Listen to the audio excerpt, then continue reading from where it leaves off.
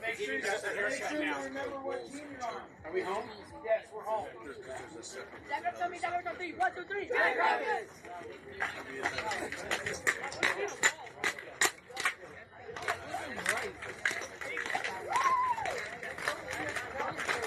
Isaiah, come here real fast.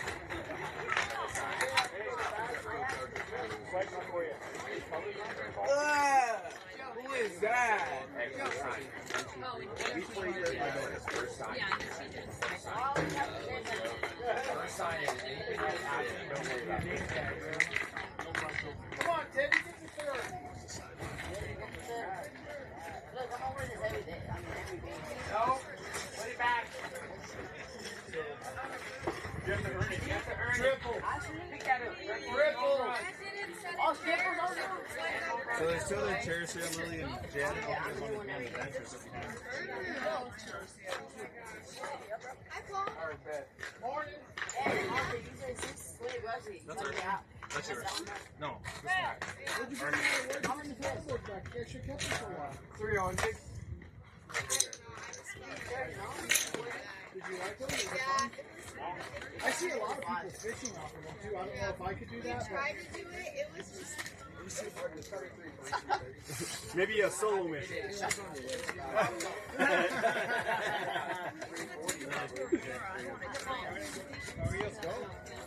Son? Emilio, Chris, and Aaron. I actually used this. Sleepy. I'm sleepy. Yeah, that's what happened to you. I don't find the back.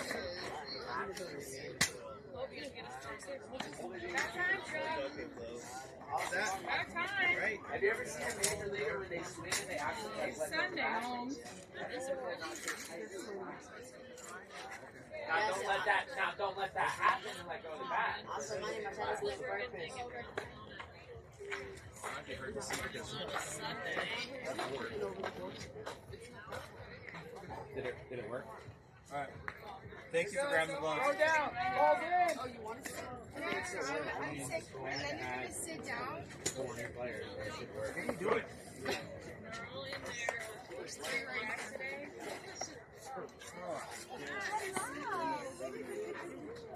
Good throw, Isaiah.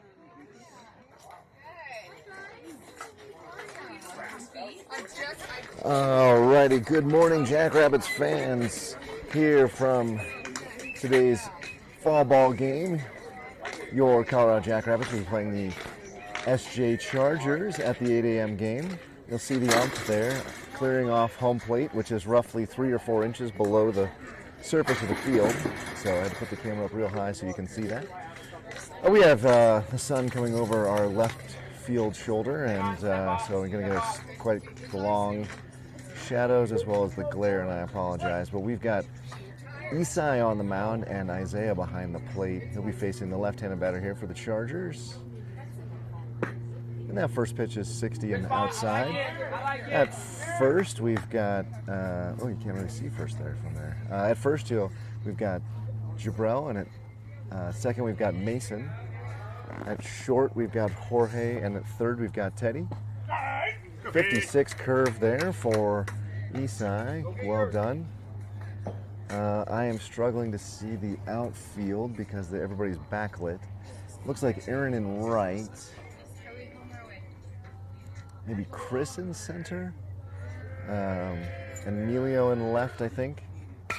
There you go. Foul ball off the left side. Strike 2. 1 ball, 2 strikes now for Isai. So Isai, our main catcher during the regular season, trying to get himself into the pitching rotation for the Jackrabbits. Ooh, and that's a changeup, 52, very high. Hey, it's okay. I got to work on that one. So Isaiah, he's a freshman now, so this will be his last season, fall ball season for the Jackrabbits, but trying to make the JV or varsity team at his high school as a catcher, so getting some time behind the plate. Now ball's in the dirt. Good stop by Izzy. Hey, 2 strikes. Got the off. We now have full counts. So Isai's going to have to bring the pitch that's working for him this morning. It looked like the curve during warm-up, so let's see if we get a curve here. We get an attempted curve, 55 outside. I like it. All right, Isaiah, go get him.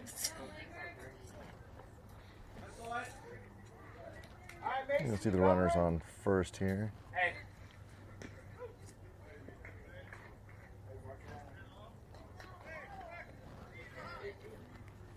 And with the runner on first, he does not go. 56 curve again over the top of the right-handed batter's head. What's up, homie? Give that kid a ball.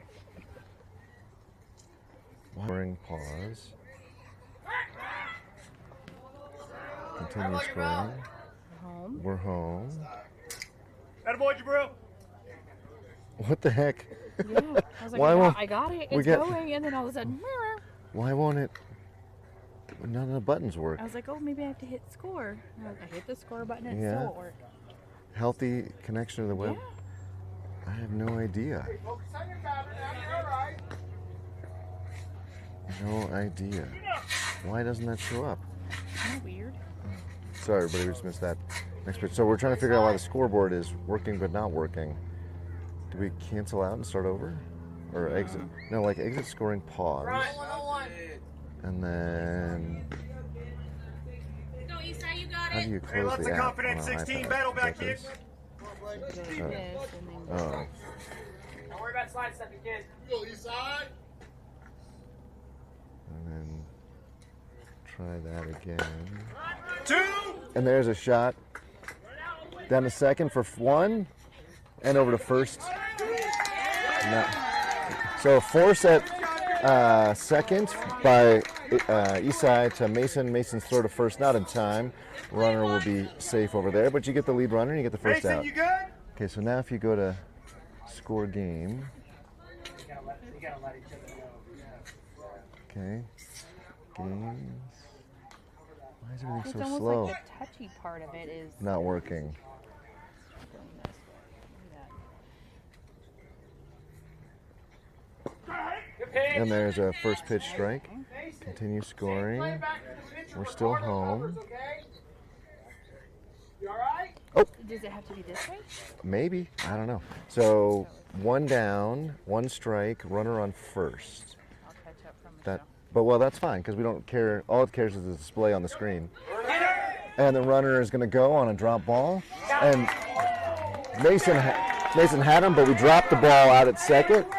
So excellent throw from Isaiah. It was right there on the spot. Ball just skipped away from Mason at second.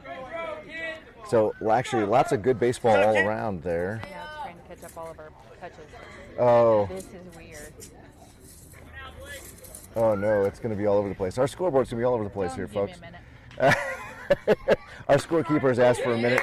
Strike two there. This ump very emphatic in his calls, which I appreciate. So you can see the runner on second, one down. Isai now with a pitcher's count. And he gets a little squibbler. 1-1-1. Teddy picks it up, and he's going to throw to first. Not in time. And, Where are you supposed to be?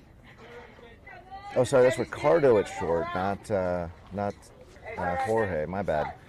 So that leaves us runners on the corners now, as you can see there on the Hey, Isaiah. side. Yeah, go get him. So we got one down, All right, Mason. and the question is, at these 90-foot base paths, if the runner from first goes, Izzy's got a good cannon of an arm. Does he throw him out, and then does the runner from third come home? So we're playing some big league baseball here, and that ball's high and away for ball one. Good job. You're pitching well. Let's go. Go, Isai, come on out. And the next pitch, runner's going, huge jump. Not sure that Isaiah could do much of that. That was a really smart move by Isaiah there to just kind of eat that, because the jump was clearly was really what got that runner to second.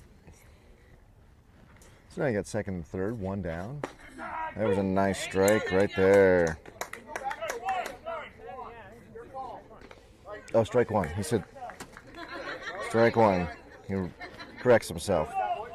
We got 2 balls, 1 strike from an ump here. Appreciate the way that he's nice and loud for everybody. Oh, and that ball's away. And runner's coming.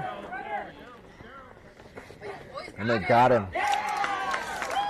Good heads-up play by Izzy. Good cover by Isai. And they'll take the second out there on the play at home.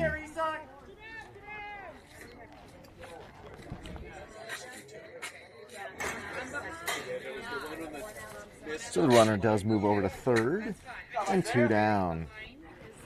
No runs across yet for the Chargers, but they are certainly threatening with 2 down and a runner at third. And number 4, the right-hand batter steps in.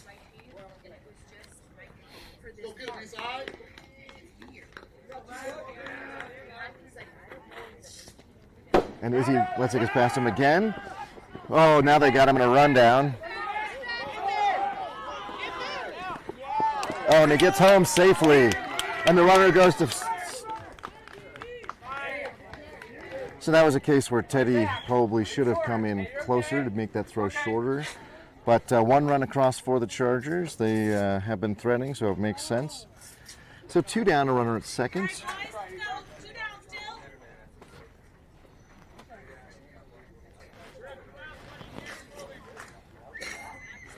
Isai will come from the stretch here.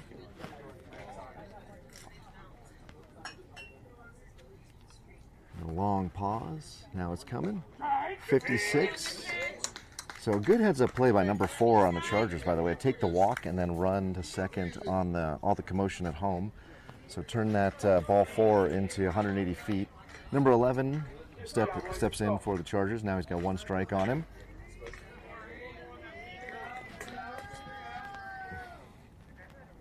There's a pop-up. And Jabrell's underneath it. Oh, sorry, you can't see that, but Jabrell made a nice grab there. So that ends the inning. He rolled the ball nicely up on the mound, too. That's like a putting green right there. So 3 down for the Chargers here in the top of the first. They do score 1, and Jackrabbits will put their helmets on, and we'll see who comes to bat here. And I'm going to have to mute because they got walk-up music, folks. Sorry.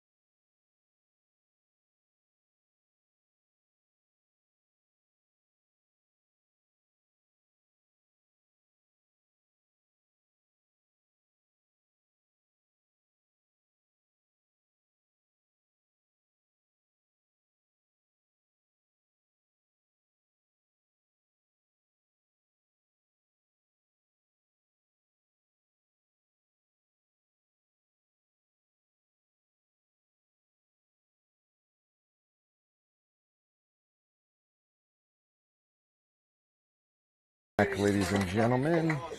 Thanks for joining us. Swing, strike one for Jorge. So the Chargers are running music between innings, and if they do, then I'm going to run foul of YouTube's copyright problem. So 66 high, ball one. One ball, one strike for Jorge.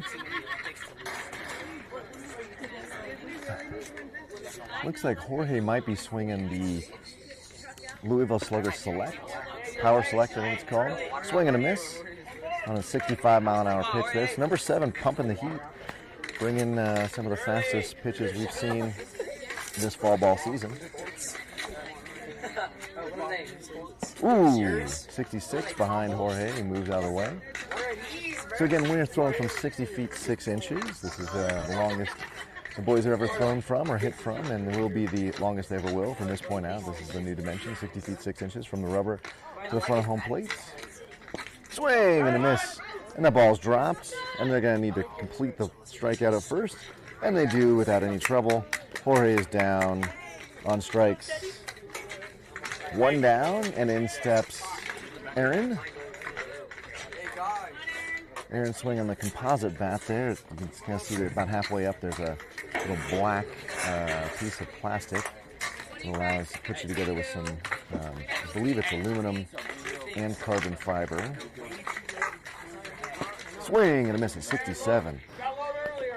So number 7 really pumping the heat here.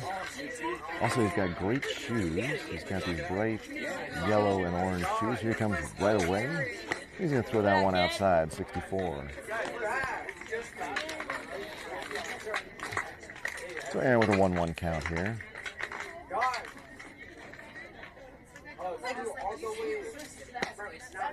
That ball is high, ball 1.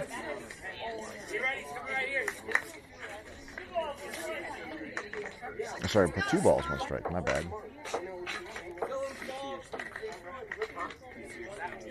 And the next pitch. That one's also going to be high at 66 miles an hour. So, number 7, very consistent in his speed.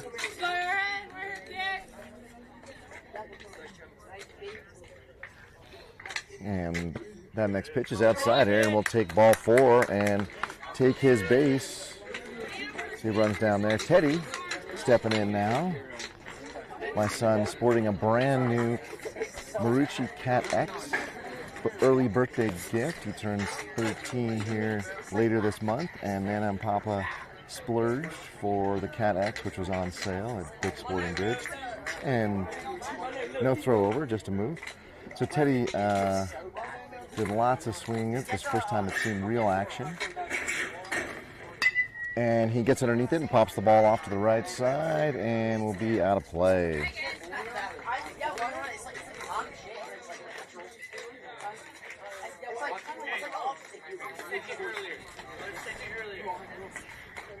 So Teddy watched quite a few Baseball Bat Bros YouTube videos. Highly recommend that if you're in the market for a new bat. They test all the new bats.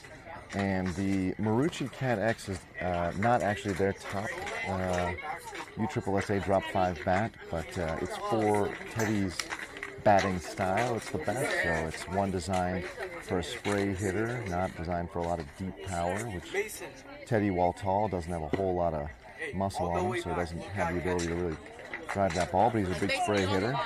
So with 2 balls, 1 strike, Teddy will now get a chance to see if he gets a fastball down the middle he can do something with. And put that new Cat X to work. Aaron with a decent lead, but not a huge lead out there at first. And that pitch, 65 and high. So 3-1. Teddy's got to be really picky here. So remember, this is fall ball. This is really a chance for boys who love the game to come out and get extra reps. Oftentimes they're getting them in positions that they don't normally. Teddy's behind that one, pops off to the right, and it's going to go out of play.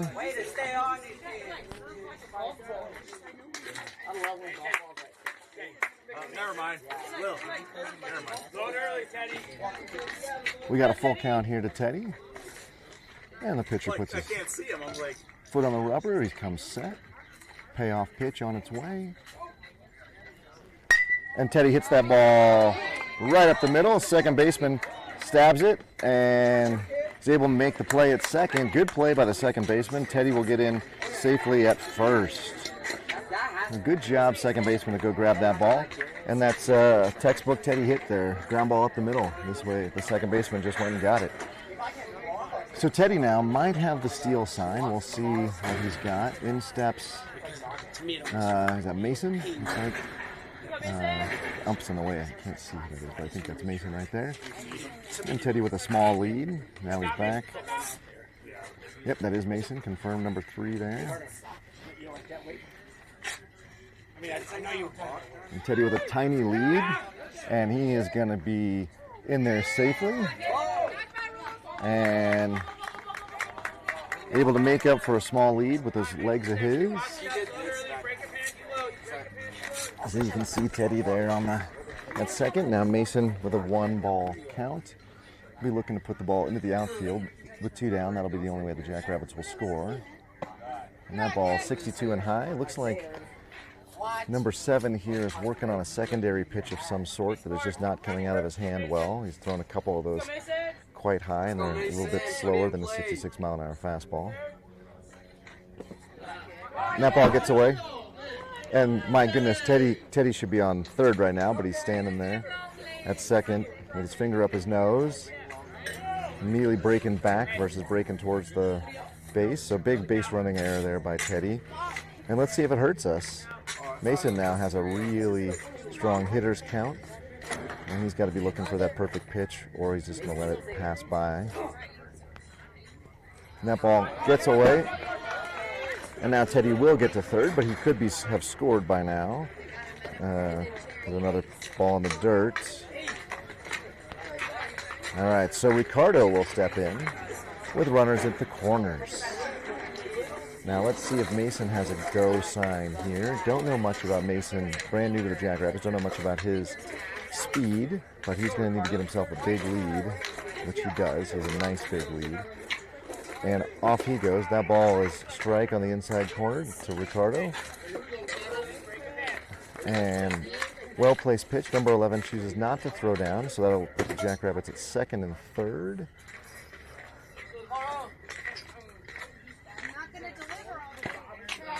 And the 65-mile-an-hour fastball just a little high there. Ricardo living a little dangerously on his takes. 1 ball, 1 strike. So Jackrabbits with the tying run 90 feet away, the go-ahead run out at second. And another 65-mile-an-hour pitch, this one inside.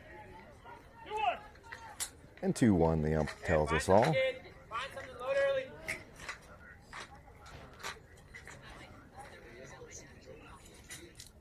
A quiet hush comes over the crowd. Next pitch, 65 and outside though. Great grab by number 11 here, the catcher. Keep that ball from getting past him.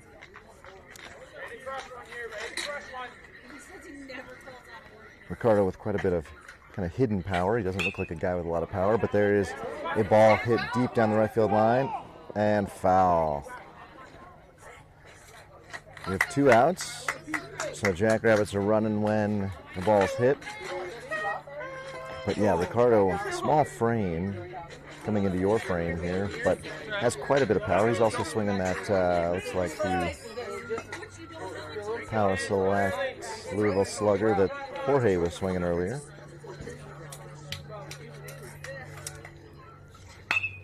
And there is just a shot down the left field line.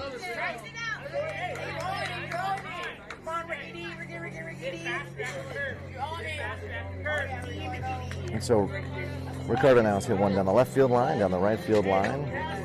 The CM's number, seems like he has number 7 timed up here. Let's see what he can do to put a ball in the outfield, maybe with the Jackrabbits ahead.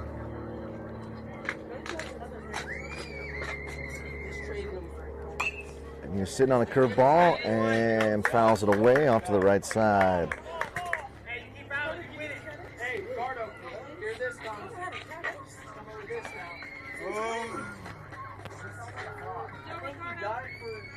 So we're waiting for some balls with all these foul balls. We got to go retrieve them. 3 balls, 2 strikes now. Runners on second and third. That ball bounces in. Great stop by number 11, and that will put Ricardo on first. And we're going to get a timeout from the pitcher here. Number 7 was in pretty good command of his fastball earlier. It's been the secondary pitch that has failed him.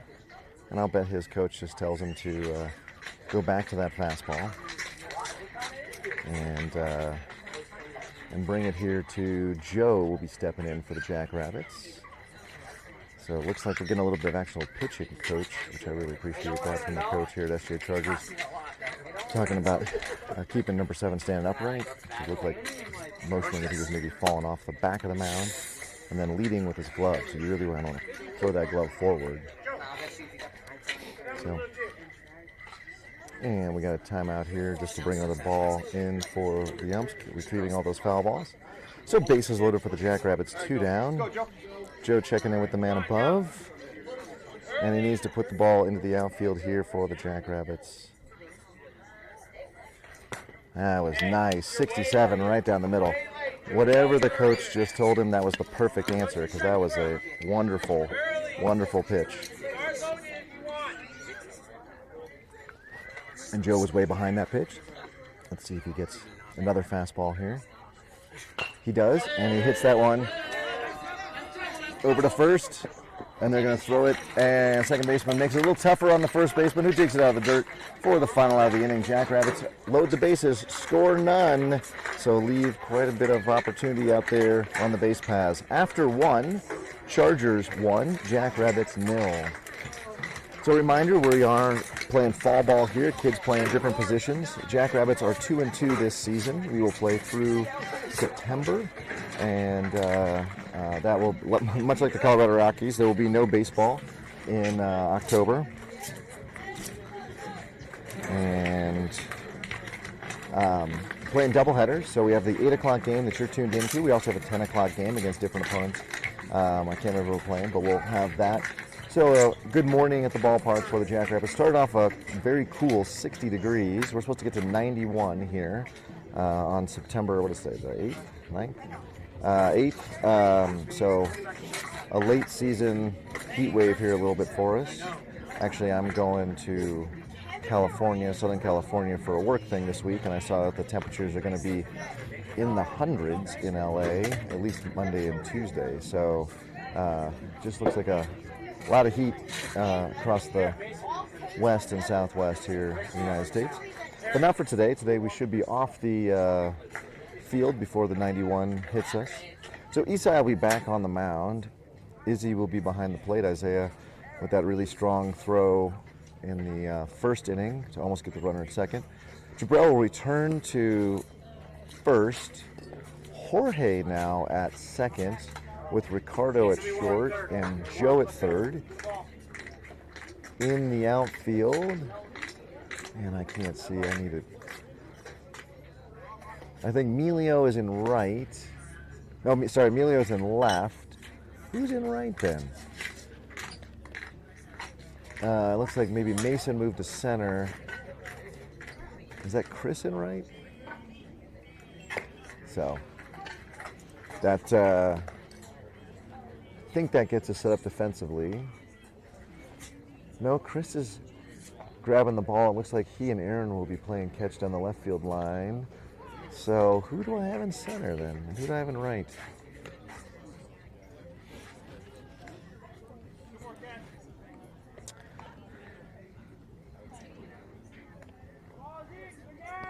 And the ball's in, coming down is the call. Isai doing a little bit of gardening out there on top of the bump. And I'm waiting, I guess, to throw his final pitch of his warm-up. Should be a nice, easy pitch. He's going to go off the stretch here to get that last pitch in. He throws a 59-mile-an-hour pitch there. Is he a little short? Hop to Jorge, gets past. And in steps number 12, it looks like, for the SJ Chargers to lead us off in the top of the second inning. Roughly 25 minutes into this game. Although we did actually have the coaches meet with the ump actually before 8, so we don't know the official start time here, but about 8, so 25, 30 minutes into this game, and we go to the top of the second. First pitch of that inning is popped to the left side and going to be out of play, bouncing off the Jackrabbits dugout, actually. And a couple of the parents going to grab it.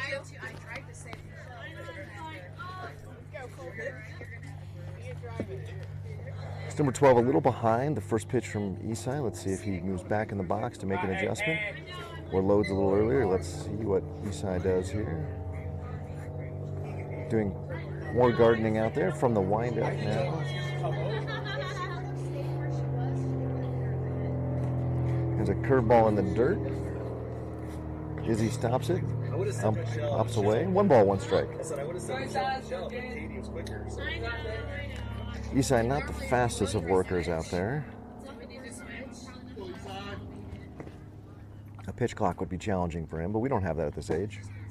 Ooh, nice pitch. 58. I guess a little low. So 2 balls, 1 strike.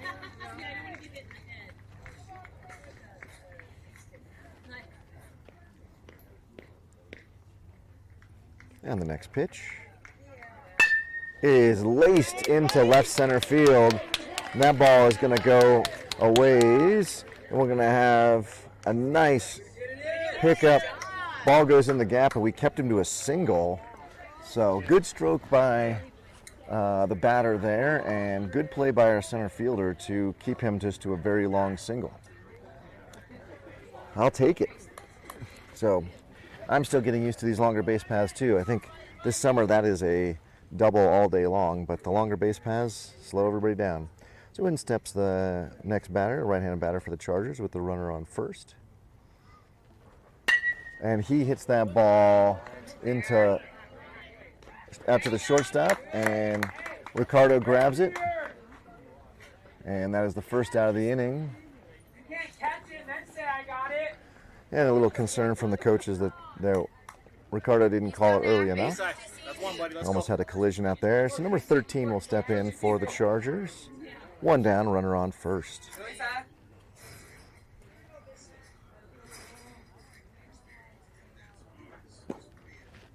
Oh, 52. I guess low, maybe away. Nice pitch, though. That'd be a nice pitch to throw after you set up with like a curveball a fastball on the inside. Then you throw that pitch away. But for the first pitch, it's a ball. Izzy now moving over, calling for that inside pitch.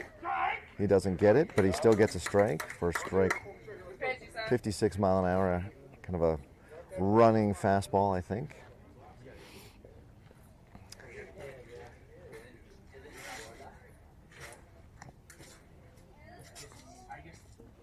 Swing and a miss, a 60. So Isai dialed that up there for strike 2. Now Isai running into becoming a bit of a robot there on the mound and not paying attention to the runner at first. I don't think the runner at first has the go sign, but certainly Isai not paying him any heed. Now he's got a little bit of a bigger lead. I think the other coach is seeing that as well. And there's a 61 mile an hour pitch that's non-competitively high.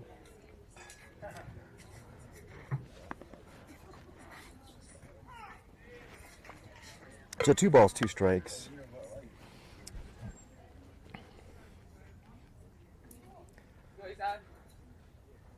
And that ball is away. Gets past Izzy, who didn't get his glove down in time. And runner's going to be safe at second. So Izzy's got to stop that ball. That's a ball. It's very stoppable. And give a free 90 feet to the Charger base runner. So that gets rid of the force play now, which is unfortunate with only 1 down. Now, Isai's got to really come back and get the batter here. And there's a nice shot to the second baseman. Jorge picks it up and throws it to first for the out. Does move the runner over. So 2 down now, but now a runner only 90 feet away. So a pass ball potentially scores or any ball into the outfield. So really a lot of pressure on Izzy to stop the ball here. Of course, Isai to get the ball all 60 feet 6 inches plus a little bit more into the glove of his catcher. Joe was holding the runner on but has stopped. And that ball is off the hands and foul off to the right. Ooh, right off the driver's side fender of a, looks like a Chevy truck in the parking lot with a quite a loud thunk sound. So, ooh, it appears as though the owner of the Chevy is going to take a look at it with a slow walk. Ooh, another pitch inside, 60 miles an hour for ball one.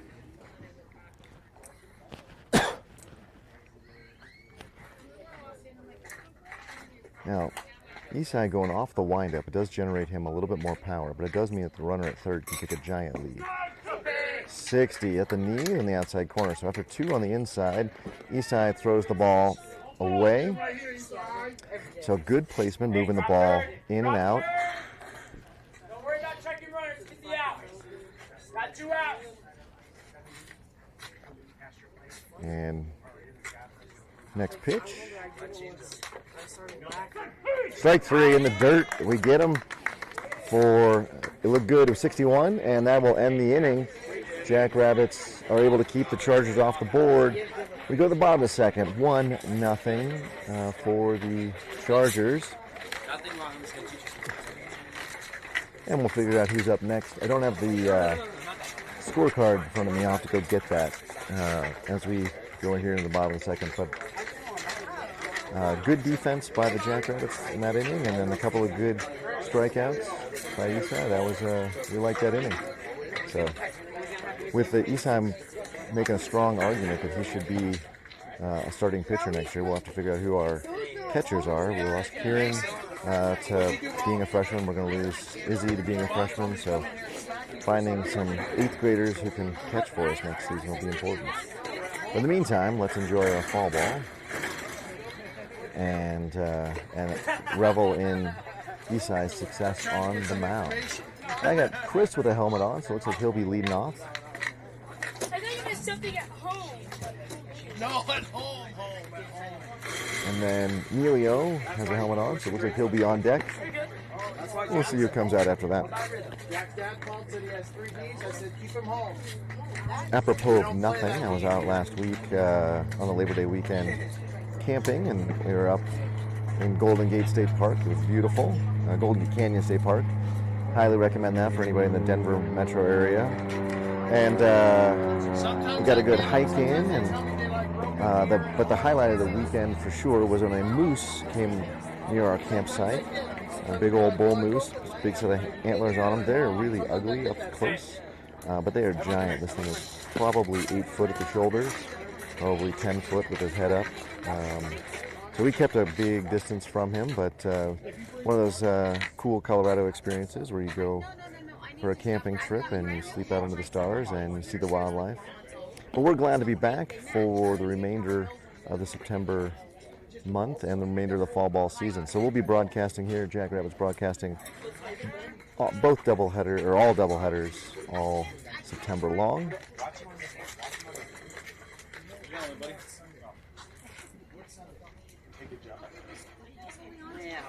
And in comes Chris, and he'll see the first pitch of his at bat. Number 7, very quick to work, and a ground ball down the left field line, but foul. So Chris, it takes a little bit of time to get set up in the box. You got to be ready that number 7 doesn't.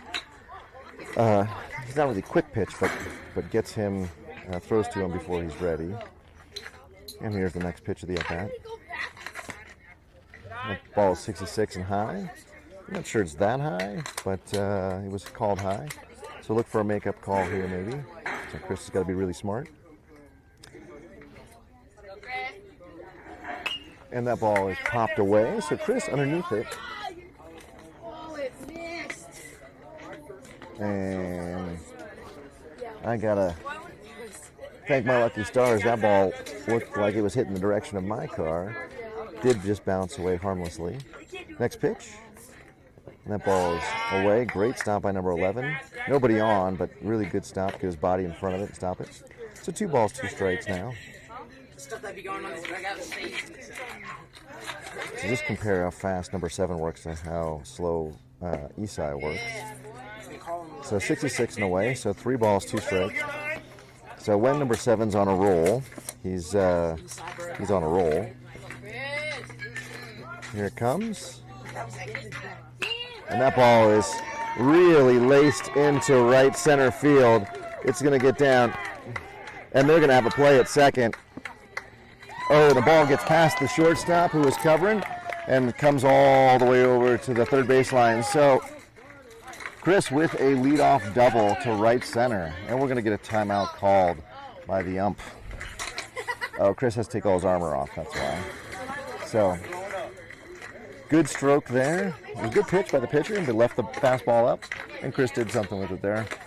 Put it out to right center, and knew as soon as he was leaving the box that he wanted to get a double out of that. I think that was probably crucial, otherwise he would have had real trouble getting in there if he even delayed half a step.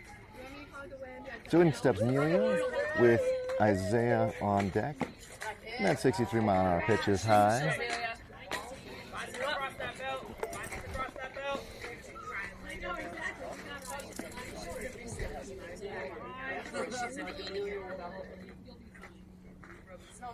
Emilio swing and a pitch. And there's going to be a play at third. Third baseman was napping. And so Chris is going to get in there. Good throw by the catcher, but just a little bit of a delay there by the third baseman, and Chris is in safely at third. So Emilio's got to swing much earlier if he plans to ever make contact here. And he does, and he pops it off to the right side. That Chevy truck is in the landing zone over there. That owner may want to think about moving. So 1 ball, 2 strikes now to Emilio with a runner at third and nobody down for the Jackrabbits. And that ball was 64 and on the outside corner. Nicely thrown there nicely pitched by number 7. Nice frame by number 11. And Isaiah now will look for his signs. And, we had a timeout here. Or, I don't know what we're doing. Not getting in the box, so it looked like Chris was tying a shoe. So Izzy now hands out over the plate. He's going to take that first pitch, 56 high. So it looked like maybe a breaking pitch, number 7. So it looks like Izzy's swinging the bone. What's it called? The Bone Saber, I think it's called. The all white. It's not the Rawlings. I believe it's a Mizuno. And that ball is 67, but low and away. In the on-deck circle is Isai, so heads up for Isai's family. Pay attention. He's up next once Izzy gets on. Really, any pitch or any ball beyond the pitcher should score Chris. And that ball is going to be 63 and away. 3-0 now, 3-0. So Izzy will be taking here.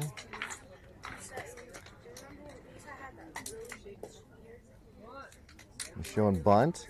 Nobody on the infield reacts. And it seems to be enough that we draw ball 4. And Izzy will now be down at first. Izzy with tons of wheels. I'd expect him to have the steal sign. And not sure what bat Isai is swinging here. It kind of has the markings of the old Fire. So it might be that. Oh, Izzy back. Good move by number 7 there. Draw attention. And he's off. And that ball is low and away for ball 1. And so that gets Izzy down to second on the first pitch ball. So second and third, Jackrabbits threatening again. Remember in the first inning we had bases loaded, unable to plate anybody. Let's see if we can not make that mistake again. There's a 65-mile-an-hour pitch outside corner for ball 1. Oh, sorry, strike 1.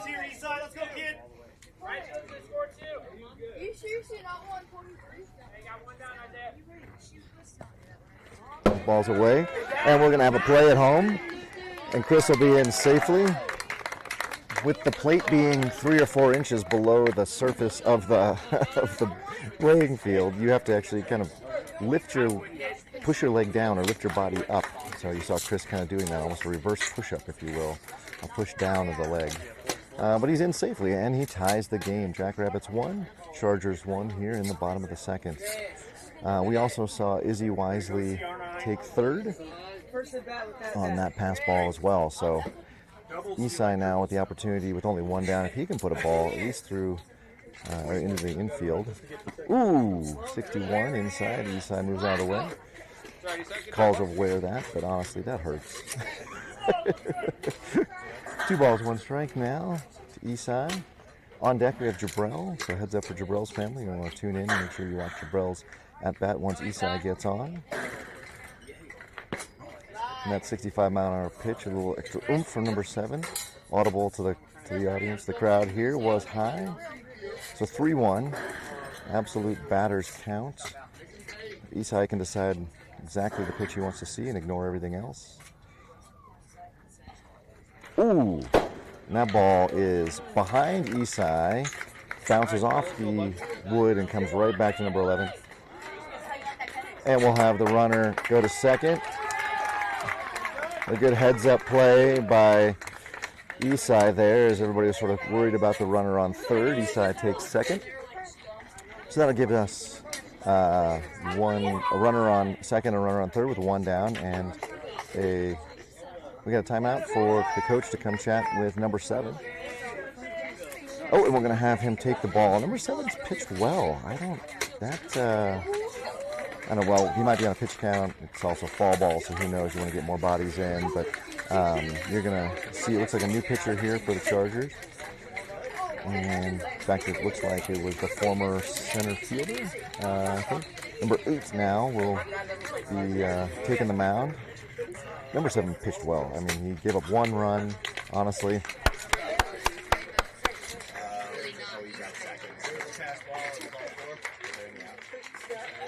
I mean, 1 run through an inning in the third is very respectable.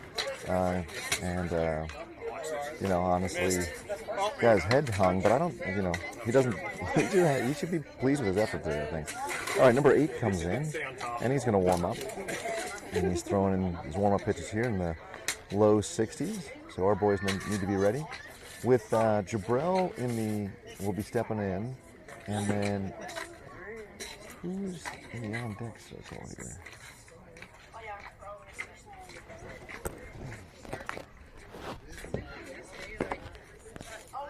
Let me go find out who's in the on-deck circle.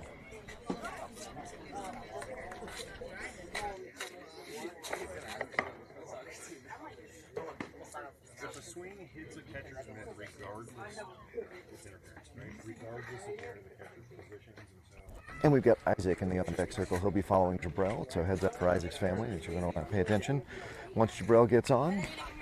And I believe Isaac is the bottom of the order, so once we see those 2 batters, we'll turn the lineup over. Also, shout out to the Chargers fan who's keeping old school pen and paper book, which is just absolutely impressive. In today's day where it's so easy to do it on Game Changer or whatever, just a lost art. So super appreciate that. Also, a lot more patience than I've got. I couldn't be doing that.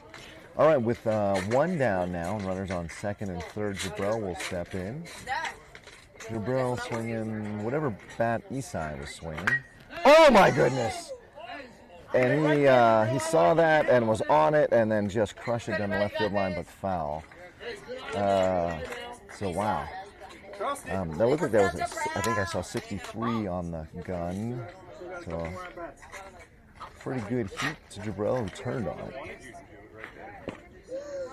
Oh wow, 55-mile-an-hour curveball inside, who Jabrell just collapsed. That's how I used to look, so that's why I stopped playing. Really, he would throw a curveball to me, and I would sit down on the ground, and then they'd call it a strike. So 1 ball, 1 strike to Jabrell with runners in second and third. Next pitch, 65, low and outside corner. 1 ball, 2 strikes now. You know, 2-strike count or 2-strike approach here, so wider stance, a little bit quicker hands, load a little earlier, and if it's close, you got to swing at it. That's close. He swung at it, dropped it, and we'll have a play at home. No play at home, and they get the out. at first on the strikeout, but it was a useful strikeout because the Isaiah gets in and puts the Jackrabbits ahead 2-1. So I don't think that counts as an RBI because that's a strikeout, but still useful. And now we got a runner at third, and Isaac will step in. Isaac is swinging the power select, and I am right. That is Jorge, the leadoff batter in the on-deck circle.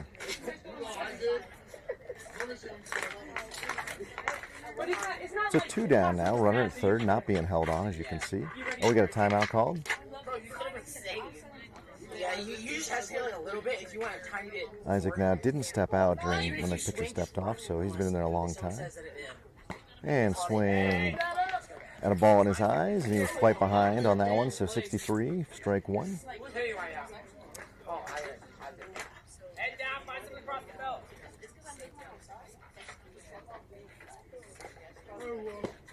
And that ball 65 and inside, ball one. 1 ball, 1 strike. Load it up early there, Isaac.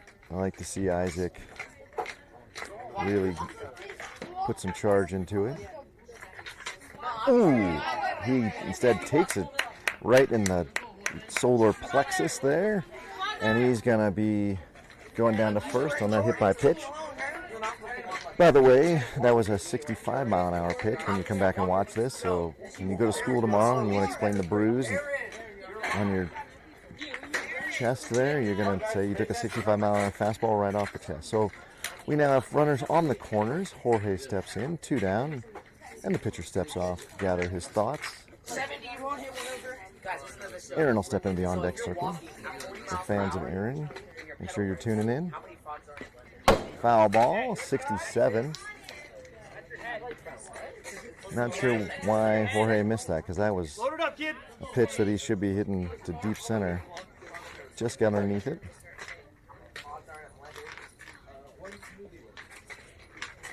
And that ball's inside. Good stop by number 11. I should give props to number 11. It was a really good throw to get Jabrell at first on the strikeout as well. It was right on the money. So Isaac with a big lead at first draws number 8's attention. He'll step off.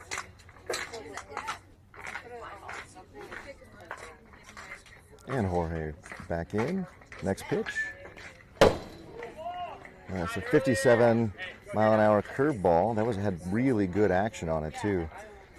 Really good horizontal and vertical break on it. So number 8, if he can learn to control that and locate it, he's going to be nigh on impossible to hit. Even at 57 miles an hour with that much break on it, you're going to have a hard time going. Isaac goes, and that ball's inside. And indifference from number 11, looks like. So now you have runners at... You got second and third now. Jorge got 2 strikes on him and 2 outs, so he's got to be swinging anything close. That's close. He swings, and he is out on strike 3. That ends the inning. Jackrabbits leave 2 on the bases, so 5 runners left on base after 2. But 2 runs do score. Jackrabbits up 2-1 on the Chargers. We go to the top of the third, about 50 minutes into this game. And we'll see who comes to the mound. I think Chris is going to come to the mound. You'll note that we are short our sole left-hander today. We missed Jack. Can't wait to see him back on the field with us. And it sounds like we got some music playing, so I'm going to mute myself here.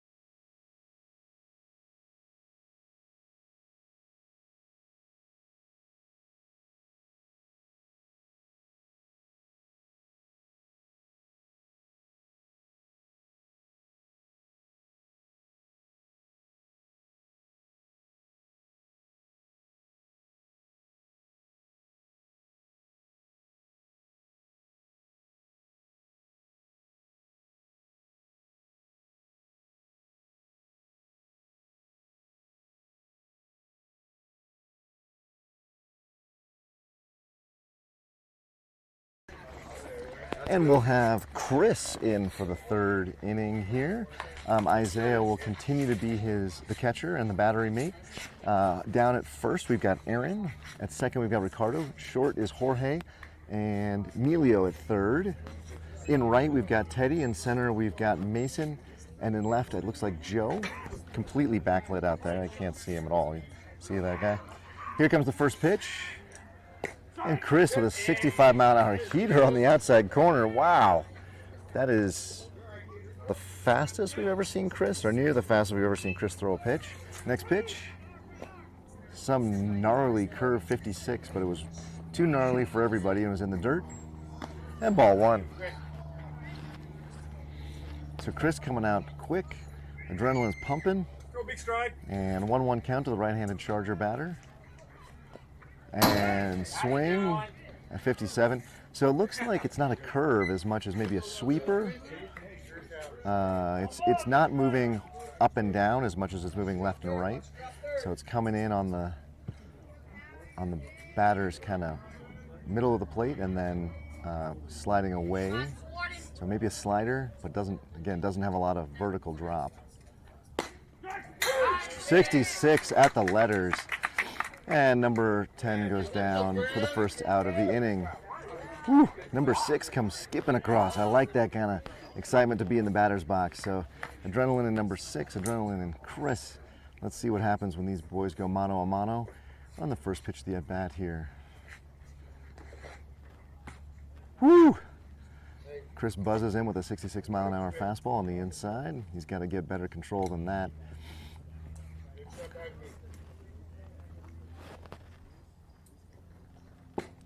Beautiful, 62. Not sure if he took a little off that one for more control, but didn't have much movement on it, so I think that was supposed to be a fastball. It was a little too fast for a change. Oh, wow, 57-mile-an-hour ball 2.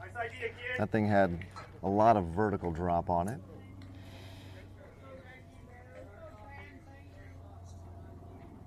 Swing and a miss, 63. So the adrenaline may be wearing off on Chris a little bit, getting back into where we normally see him, the low 60s on his fastball. But we got 2 balls, 2 strikes.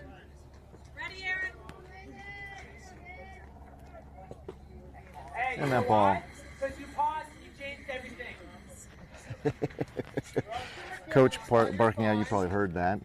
Chris put an unnatural pause in his delivery there and only threw the ball about 54 feet, leaving Izzy with no chance to stop that ball. And the payoff pitch is high and away. Ball 4. Nice take by number 6. Hey, good pitch there, Chris. And number 6 takes first quickly.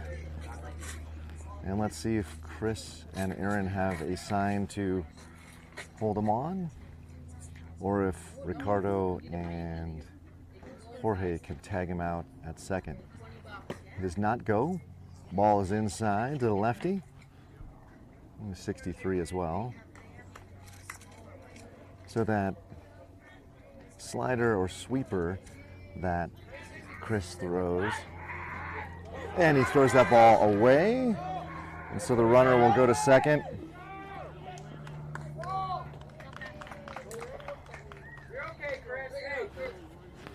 So that was a case where I think Chris has not thrown over to first a lot off the mound because that ball was extremely elevated. Aaron would have had to be 8'6" to catch that ball. So now runner in scoring position with 1 down. So Chargers have a chance to single here to probably tie the game up. Chris and Izzy having a hard time getting their signs. It's the second time in just 2 batters where Chris has asked Izzy to go through the signs again. And there's a ball to third. And throw to first. They tag him, or they get him on the force, and the ball comes back. Good job by Jorge to stay in front of it. So Emilio with a good pickup on the grounder, throws him out at first. For the second out of the inning, the heads-up play by number 6 to get over to third on the throw. So 2 down, runner at third, and Chris really has to keep the ball in front of Isaiah here. We cannot have a pass ball be the second run, the tying run. The first run scored also, I believe, on a pass ball, so don't want our defensive errors to be, and he kept it in front, and the runner stays. So ball one.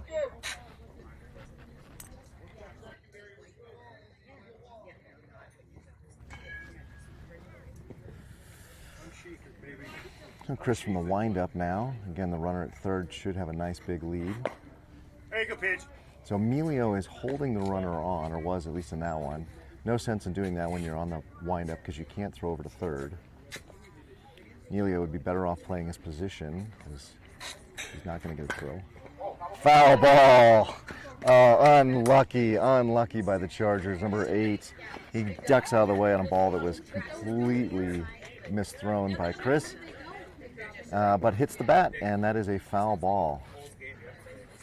Baseball gods can be cruel sometimes. Also, that ball probably gets away. Strike 2, 66 to knees and outside corner, and that ball gets away and probably scores the runner from third. So, a really fortunate turn of events for the Jackrabbits. And now with next pitch, ball's in the dirt. Hey, good idea. I think it's a full count. I lost track of balls. It's either 2-2 or 3-2. And the next pitch, inside, and that's ball 4. So number 8 saw a lot of inside pitches there, now where I wasn't uncomfortable at bat. But it earns him a free pass down to first. So 2 down, runners on the corners for the Chargers. And does Isaiah throw down the risk of letting the tying run score from third, or do you just let the runner, number 8, he does not go.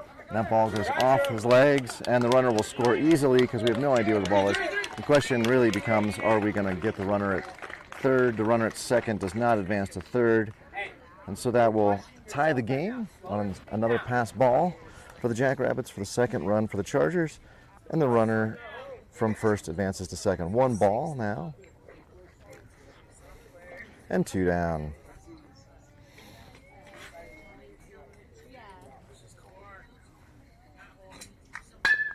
And a shot to the left side. And they get the ball in, so everybody's going to move up 90 feet. Good swing by the Chargers batter there. Find a hole and move everybody up. Number 4 will step in here for the Chargers with now runners on the corners. And the Chargers absolutely threatening to really put a big difference in the game here between the Chargers and Jackrabbits. And that ball is absolutely laced into left center field. Center fielder picks it up. He's going to score 1. And everybody moves up another 90 feet. So good swing there.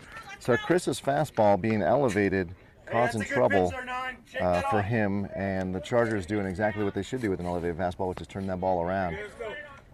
So 2 down, runners at first and second. So there is a force at third, second, or first. And in steps the next batter for the Jackrabbit, or for the Chargers, excuse me. And that ball is going to get away. Izzy didn't get in front of it, and everybody is going to move up. Hey, drop down and block that, right? So Izzy's got to get down on his knees and get his body in the way. He should take some lessons from the Chargers catcher, who does that very well. So gone is are the force, and now it's all about getting either the strikeout, a pop out, or a force at first. Aaron, for unknown reasons, is standing on first. And that ball is hit right out to Mason in center, and he comes up with a catch. So good stroke, just right at him. And that will end the inning, but not before the Chargers take the lead. It's 3-2 Chargers. We go to the bottom of the third.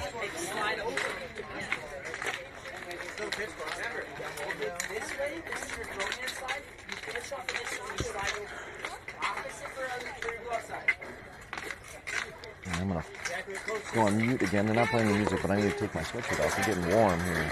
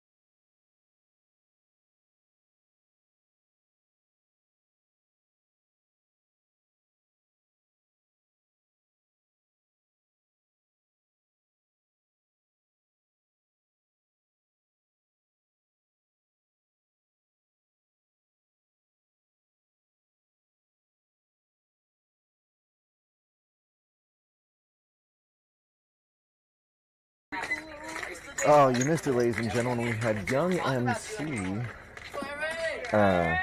playing in between innings. Throwback to my days when I was these kids' age. So appreciate the Chargers MC bringing back the old school. Aaron takes ball 1, low and away to start the bottom of the third.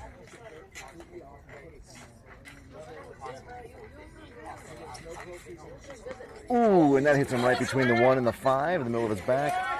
And he's going to take it down to first. And that hurts. That hurts. 61, by the way, Aaron, when you go to school tomorrow and you want to explain to your buddies why you got a lot of pain in your back, it's because you took a 61-mile-an-hour fastball between the shoulder blades. And that ain't fun. That ain't fun at all. So in steps Teddy, and we'll have Mason in the on-deck circle. Heads up to Man and Papa. Your birthday investment is stepping into the box. Aaron now being congratulated on wearing it. And that's, well, I guess that's a thing. It still sucks. Aaron does not go. And Teddy with a ground ball to the shortstop. He's going to throw it to first. And they're going to get Teddy on the tag. Great play by the first baseman. So Teddy with 2 ground balls, 2 fielder's choices this game. But Aaron does get to second on that. Good play by the shortstop there to field that ball. And again, the first baseman making an excellent defensive play to grab the ball, come down and tag Teddy. So we got Mason in the box, and then Ricardo in the on-deck circle. Aaron with a little lead there. Nice 55-mile-an-hour curveball from the pitcher. Number 8's got that good movement on his pitches.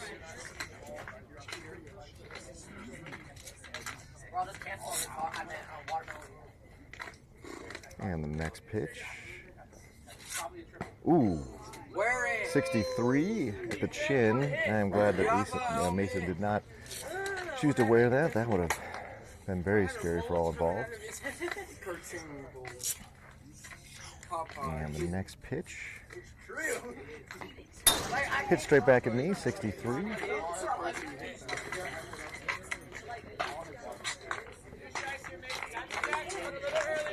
So Mason new to the team this fall ball season, but showing quite a bit of leadership in the dugout already, which I've appreciated. We've been kind of lacking in a verbal leader. There's other folks who lead by example like Jorge, but nobody really calling the team.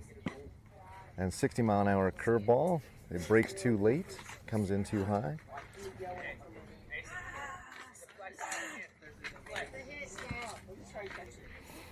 And the runner at second now has a decent lead, but the shortstop nearly holding him on. So big hole on the left side. Mason can pull the ball. And he gets the ball down the right field line, but foul. And now reminds us it's the 2-2 count. When future me comes back and watches this, I can explain that the reason my face is bright red is because I'm staring into the sun, didn't put suntan lotion. There it is. Nice.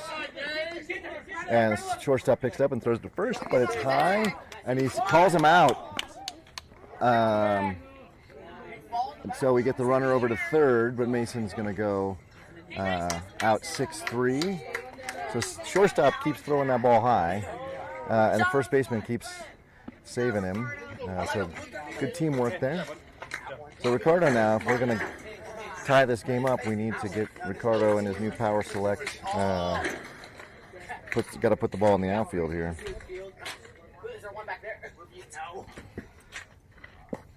And that ball's low, 65.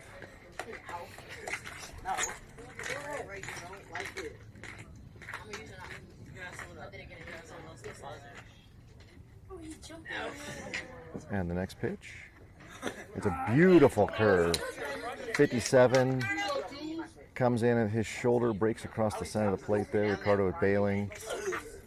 Had he stayed in, he might have been able to punch that one into the outfield. But well executed by the pitcher and a 1-1 count. And that one will be away. Similar pitch, similar speed, but located too far outside.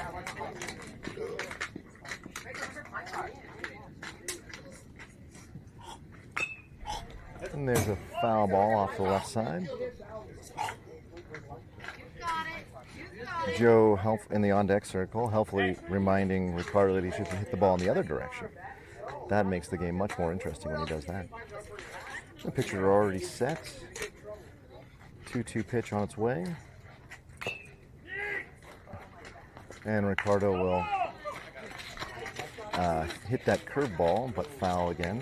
So he did stay in. He wanted to bail. You could see him try to bail, and then he corrected himself, stayed in, and just hit that ball a little bit underneath it there. The next pitch is shot up the middle. Second baseman unable to get his glove underneath it, and that will score Aaron. And Ricardo with the RBI single, exactly what the Jackrabbits needed here for a 3-3 game. I should point out the Jackrabbits and the Chargers played, I don't know, probably a dozen times over the last 2 years, and I think our records are like 6-6 or 7-5. We are a very equally matched team, as you can see today, and so it's fun baseball where the boys know each other. Ricardo goes, ball's in the dirt, and Ricardo will be into second standing.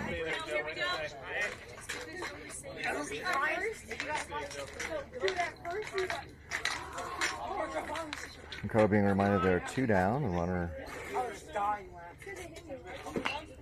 Oh!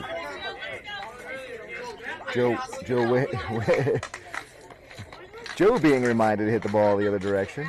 We have Chris in the on-deck circle, by the way. Heads up for Chris's family, wants to pay attention. I don't know if Grandma and Grandpa are checking in from New York, but Chris will be up once Joe gets in. 62-mile-an-hour pitch, well located by the number 8 there. That was a really nice pitch.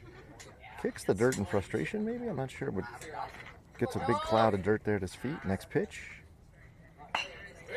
And there's a ground ball right down to the first baseman, who sucks it up like a vacuum cleaner. That kid's mitt is impressive. Good show of leather by the first baseman for the third out of the inning. Jackrabbits do tie the game here in the bottom of the third. And we'll go to the top of the fourth, 3-3 game.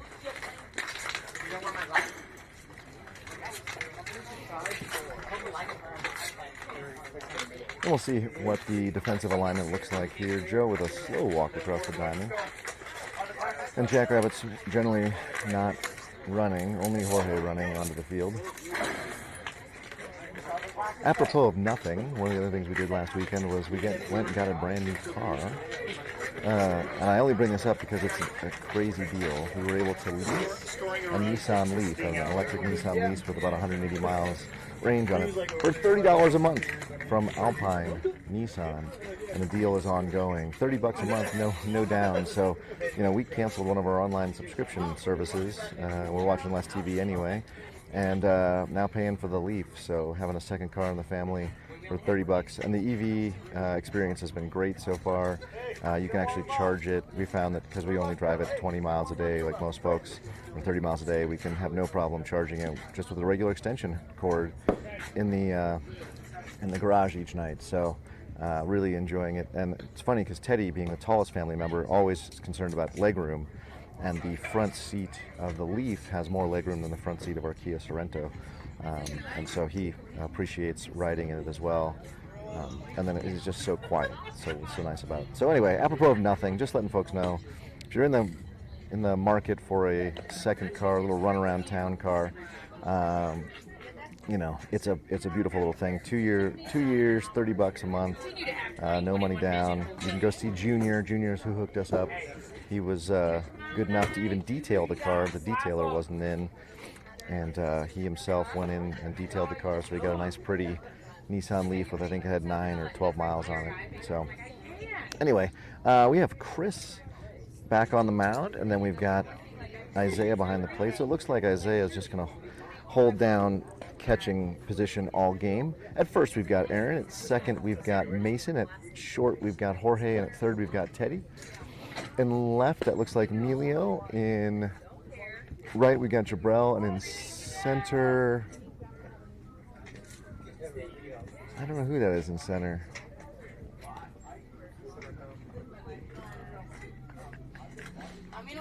Is that maybe Isaac?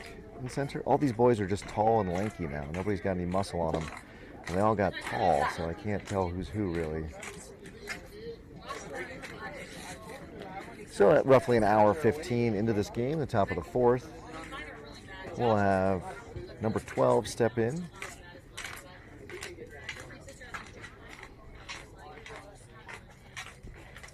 And remember to like and subscribe so that you are aware of when we're playing next. That's the subscribe button, so subscribe. The like is the thumbs up button.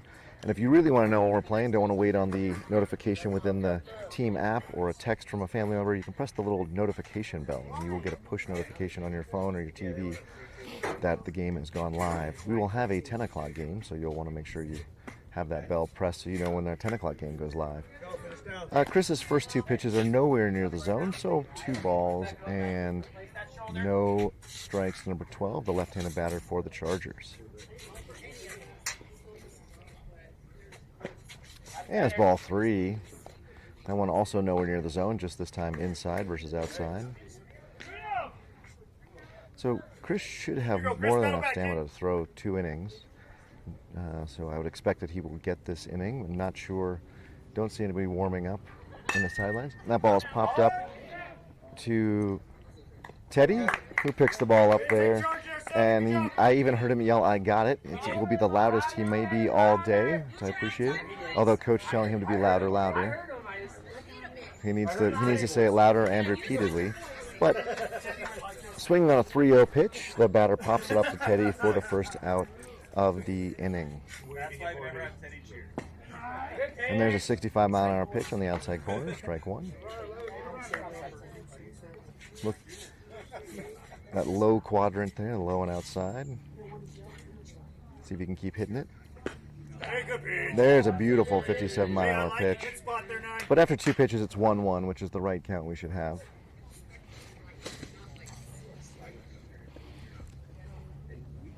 And the next pitch. And that ball is a curve off the plate and in the dirt. Hey.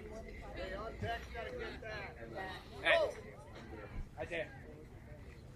Call time to go talk to him.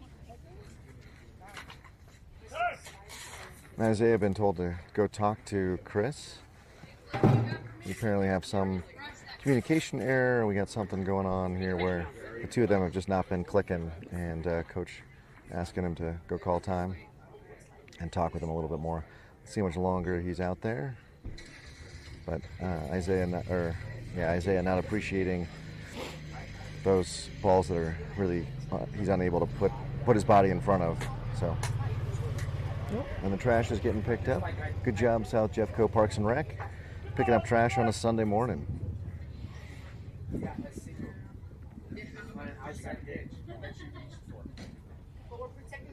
And that ball is way outside, 64.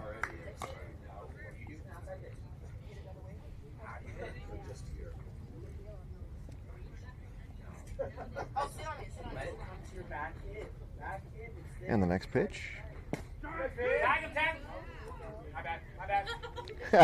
Just in case.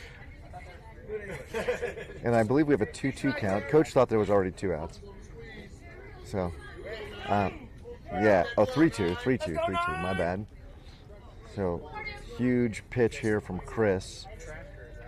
Do not want to give the base on balls here. This batter also swinging the Cat X. Looks like it's last year's model. Given that and the runner will take first.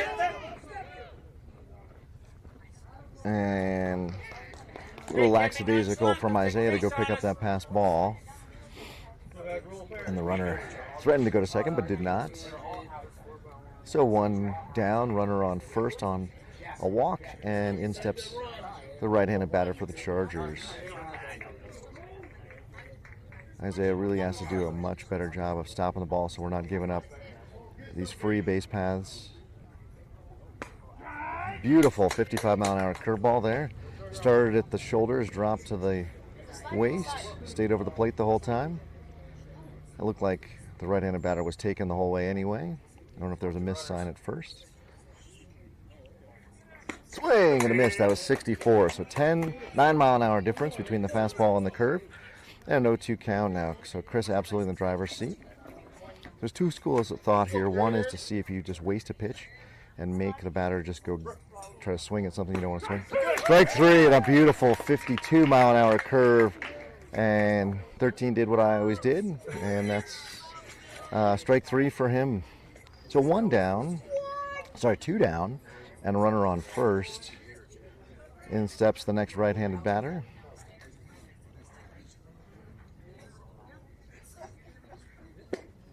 And that ball is going to be 57, slider away. So after really having not a lot of control on the first batter at all and struggled with control on the second batter, Chris came back and located his pitches for another slider away for the last batter. And this one he's thrown his slider where he's wanted it, but number 9 has wisely not swung at it. So 2 balls and no strikes. A little bit bigger lead by the runner on first. Still not going. That ball is away. Nice grab by Izzy. So 3-0 now. So Chris, just really unclear what we're going to get with Chris here with each batter. Oh, I forgot my water in the car. That's where it's at.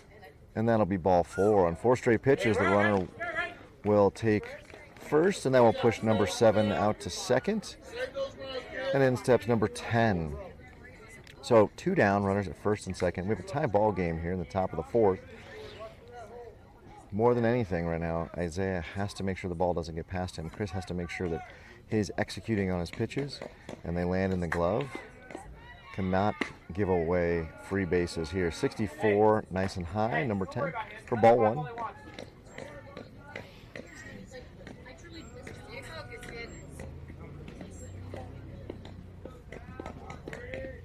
And the next pitch, low and away, 64 as well. Come on now, here we go. Pitch, here we go.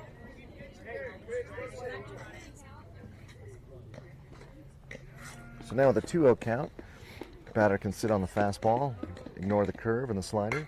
And he does, and he just pops that one away on a 65-mile-an-hour ball that is in the parking lot now. 2 balls, 1 strike is the count from the ump.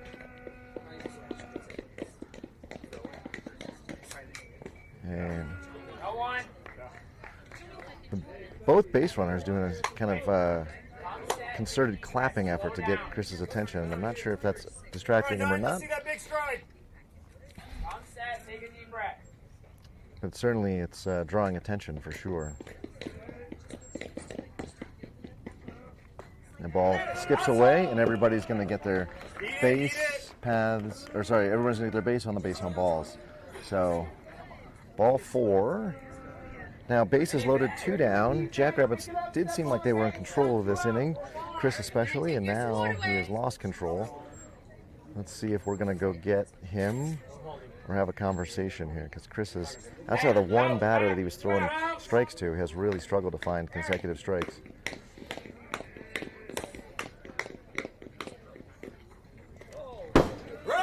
And that ball is going to be, and he's in safely. Good job by number 7, who read that perfectly and puts the Chargers ahead. Everybody else advances 90 feet. And until Isaiah learns to move his body over and block those, it's going to be a free base every time. This time it cost us a run. Chris also needs to elevate his fastball. He's got to stop throwing that ball low and away. Here you go, put that head up. But Chargers taking advantage of base on balls, pass balls, and now have the lead here, 4-3 in the top of the 4th. From the windup, Chris throws 65 and inside.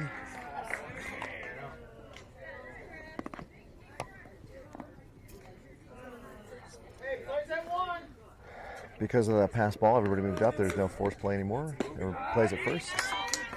That came in at 99 on my gun, but I'm going to rack that up as the gun being incorrect. Chris didn't throw that fast. Third pitch of the at-bat is in the dirt, swung, and the runner will score on the wild pitch. And Chargers just running up the score here on some really good base running. 2 down. I believe it's 1 ball, 2 strikes. Oh, 2 balls, 2 strikes, excuse me. Now, and the runner's on third. So all of those base on balls coming back to haunt us, as they often do. Look for Chris to throw the slider here. And he tries, but it comes out of the hand super funny. So 59-mile-an-hour non-competitive ball 3. Full count, runner on third, 2 down. And now there's some energy and life in the Chargers dugout. Nothing like jumping out to a 2-run lead. The other ball is going to be inside. Ball 4. You can definitely hear them now. The boys pleased with the way this game has turned in the 4th inning. And we get a timeout from Coach Hunter, who's going to come out and talk to Chris, who just seemed a little off this inning, not quite able to put it together.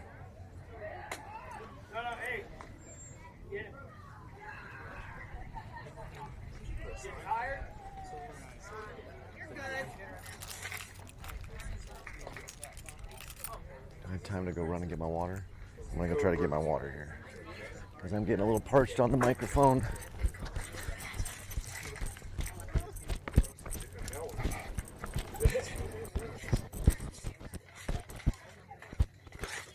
The other team, Lieutenant is showing up. Back on the rubber. With runners at first and third and 2 down. Swing and a miss, a 63-mile-an-hour fastball. So whatever coach told him seems to have helped. Runner at first did not go.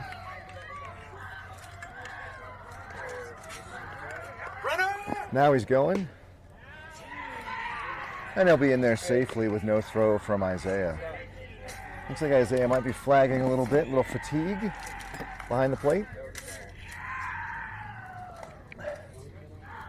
And about an hour 25.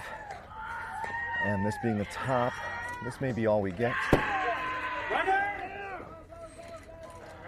Hits batsman, so dead ball. Not actually sure that was a hits batsman, but the ump called it a dead ball, so everybody reacted accordingly. So number 1 will take his base. And base is loaded now. And number 8 will step in for the Chargers with the bases loaded and 2 down. Chris has to focus and throw strikes here. He has no place to put him, and that 65-mile-an-hour pitch is high.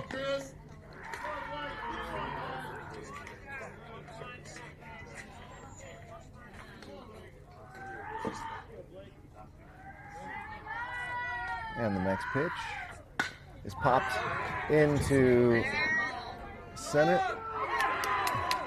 Jabrell picks it up, and they're going to have a play at home. They will not have a play at home, so good hit by number 8. Really blows the game wide open now.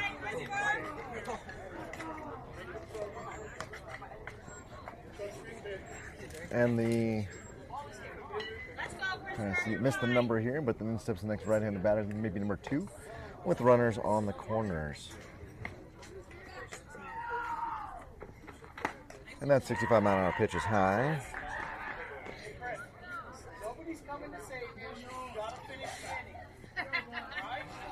And a 6-3 score now for the Chargers. 65, strike on the inside corner, says the ump.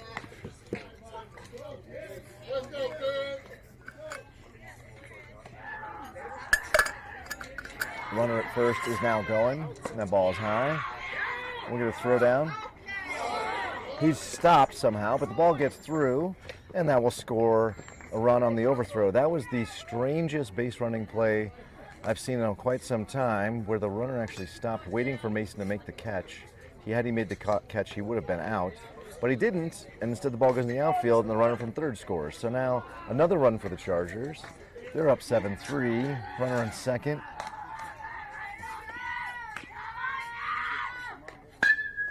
And there's a shot right at second base.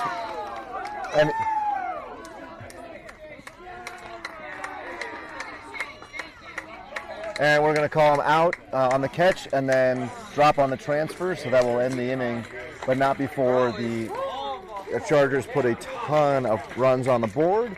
And Jackrabbits had better come back in what is probably the last of the game here in the bottom of the fourth, with only about, I think, about 15 minutes left in this game.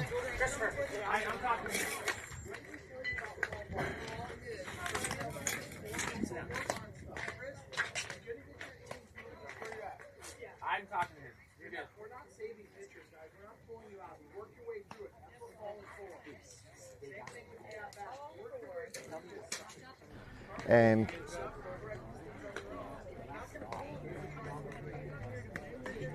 I think it's 8-3. That sounds right. But we're also like at an hour 25-ish, so I suspect that this will be it. 11 minutes left. Okay, so yeah. So the Jackrabbits are home, so this will probably be it. So I'm saying there's 11 minutes left. Jackrabbits being home team will be up to bat here. So they've got 11 minutes or a bunch of runs. Coach had them over to have a little conversation with that. The wheels fell off in that inning. And hopefully that does a little something for them at the bat. We're going to have a left-handed pitcher we have not seen yet, number 1.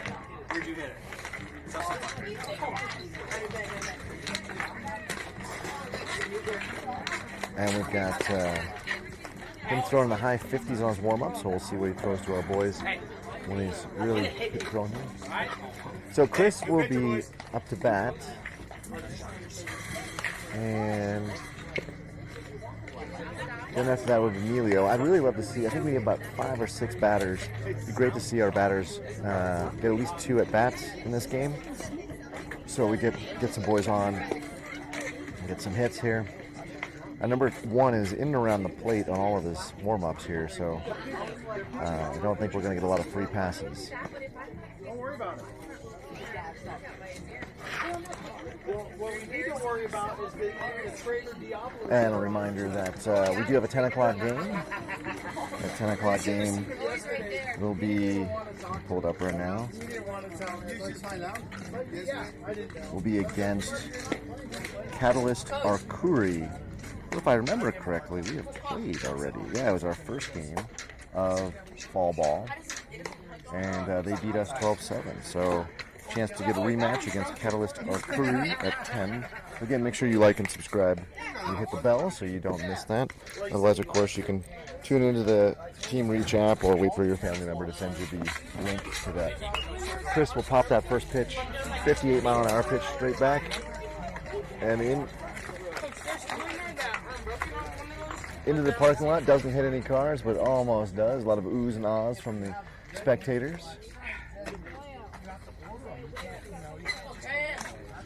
And the second pitch of the at-bat to Chris is forthcoming. And the ball is high, 56. So yeah, we're seeing number 1 throw in the upper 50s here. That's what the Jackrabbits saw mostly during the summer, so we should be able to put the ball in play here. That ball, 58, is high. So number 1 just not quite finishing. That's not quite stretching that left arm as he is pushing towards home and therefore leaving the ball a little high.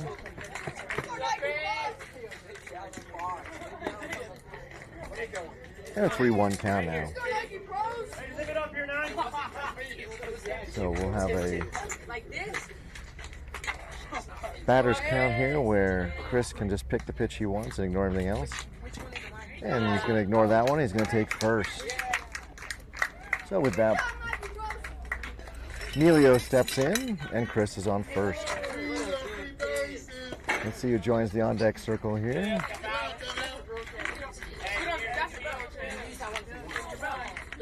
Didn't get a sign, so we're being told to step out. Looks like it was Izzy is coming to the on-deck circle. He's probably busy taking his equipment off.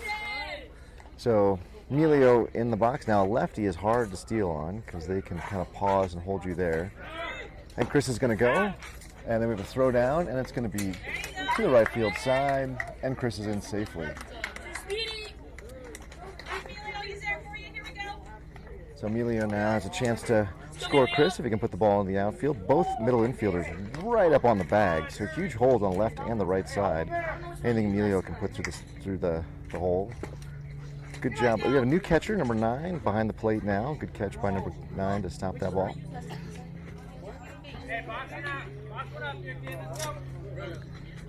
So Emilio also new to the Jackrabbits. I'm learning his hitting style, but I've seen him hit off the tee, and he can really put a punch into a ball. That was a nice pitch. Number 57 mile an hour pitch by number 1.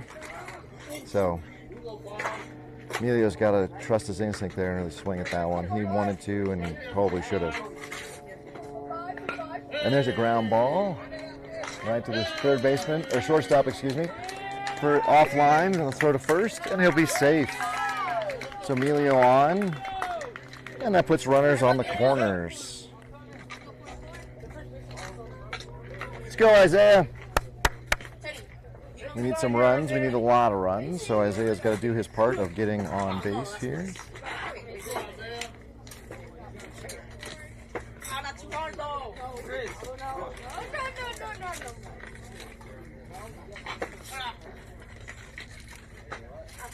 And Isaiah's showing bunt. He's going to take a strike on the outside corner. We do, however, take second base on indifference from the defense. So second and third, nobody down. That ball's inside, 57.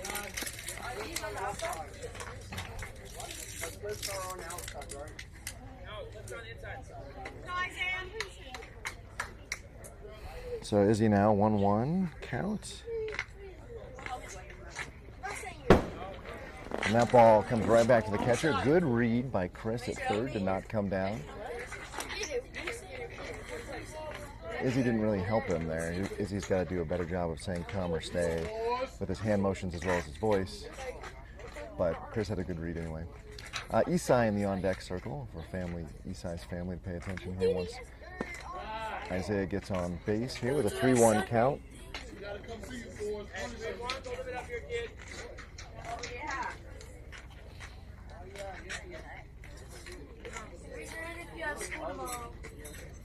And the next pitch in the dirt, gets away. Isaiah, not sure exactly what happened there, but that was ball 4. So that will be bases loaded now, nobody down, and we're going to get a mound visit from Coach in the red shirt.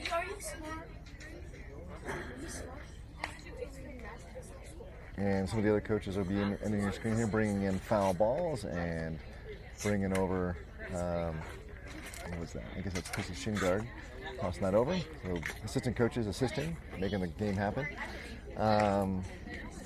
So Isai will step in, and Jabrell will be in the on-deck circle. And if that's right, then Isaac, I believe, is in the hole, which would then turn the game over. Sorry, not the game over, turn the lineup over. And I'm going to check Game Changer here. See how we're doing. Game Changer has us at 7-3, so that means Isai is the tying run. Don't expect him to hit a grand slam here, but give you some sense of a wrap. Bases loaded, nobody down. And Isai steps in now. Look for a fastball. There it is, 58 miles an hour right down the middle. So 100 times out of 100 when the coach comes out and talks to the pitcher, the next pitch is a fastball. And that's what we got there. See if Isai can turn on one. There's a big hole on the left side if he can pull it. 58 right there, strike 2. So whatever instruction the coach gave is exactly what number 1 needed, because he's thrown 2 straight strikes. And that ball bounces up for ball 1.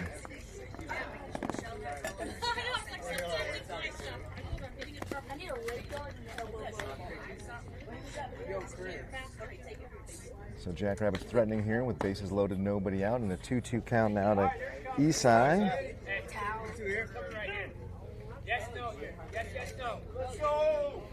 All right.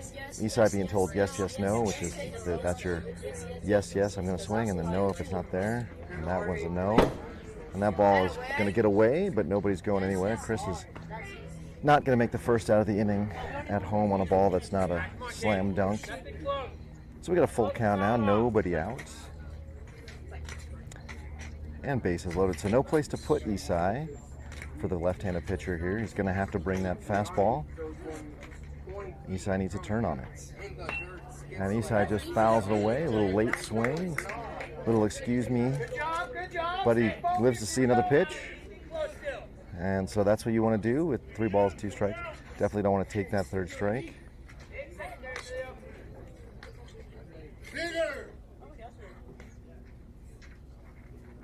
And that ball bounces up, and everybody's going to go forward 90 feet.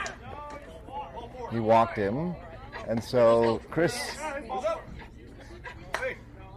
slid, but he didn't probably need to there. Jabril will step in. And then Isaac does get onto the on-deck circle, and that means that Jorge will be the top of the order, and he will be in the hole.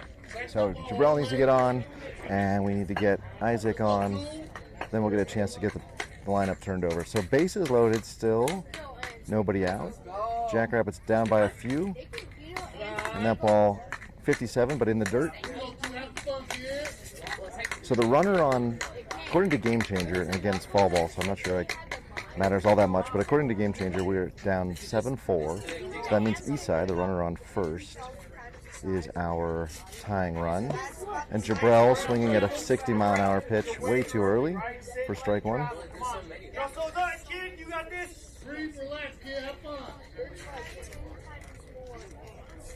So it does look like he is swinging the Marucci Cat X.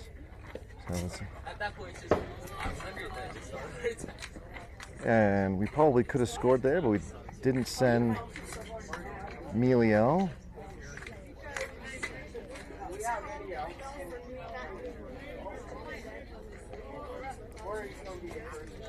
So 2 balls and 1 strike now to Jabril.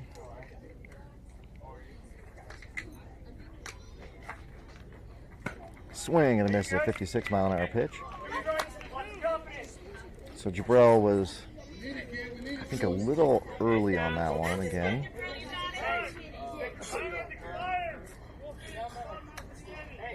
All right, ump declares time has expired.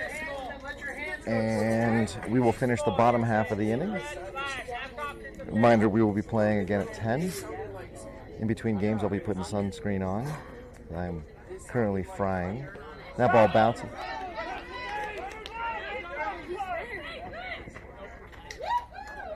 But basic. All right, we have a strike 3. And because first was occupied, Jabril will be out, but the runner from third scores on the wild pitch. And we have a timeout because the, who was that, Emilio would have slid there. So runners on second, third, and 1 down. Isaac will step in. Jorge will step into the on-deck circle. So swinging the power select is Isaac. Isaac very ready, maybe a little too ready, too early. Let's see what he does on his first pitch here. And it's 56 high and away.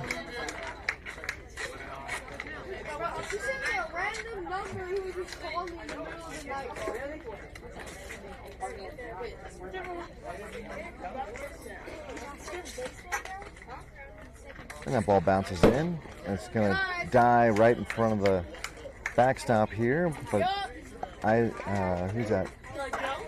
Isaiah decides not to come in.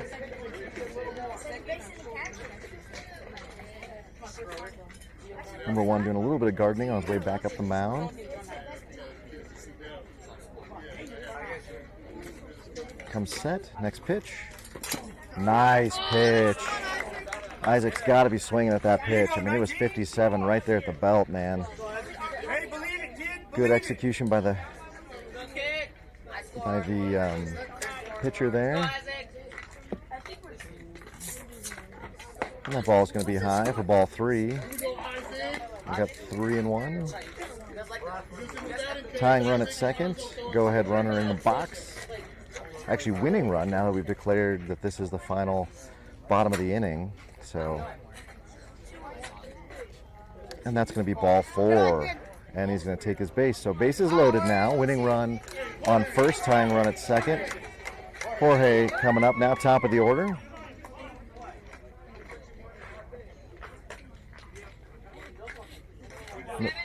It looks like we're going to get a timeout.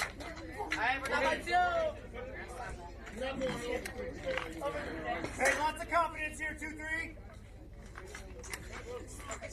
Oh, and we got a timeout also from the coach for the Chargers and a manager for the Chargers. That is his second mound visit, so he's going to have to make a change here.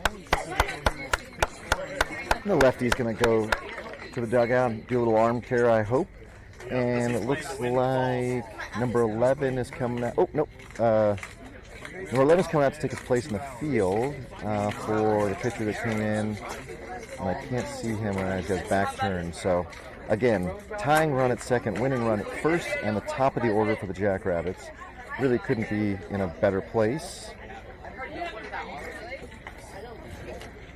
And it looks like it is going to be a tall right-hander here. He's going to be throwing to his battery mate, the new catcher, number 8 or 9. I can't tell. His equipment's kind of in the way.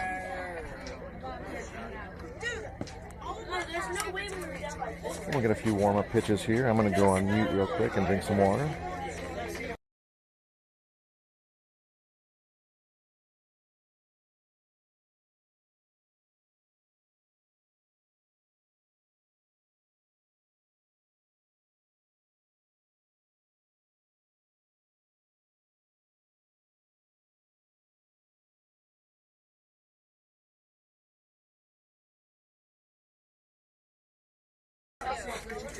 Not unsuspected, given the history between these two teams, that the teams are playing each other close, even though I know we've got a lot of second-string pitchers in, or pitchers that are working to get into the starting rotation for both teams, and kids out of position on the base pad or in the field.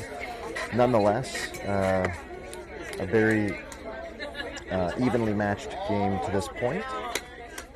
So Jorge steps in. Aaron will be in the on-deck circle. Base is loaded. That ball bounced and comes in hard at 64, so when it hits the backstop, it bounces right back to the catcher for ball 1.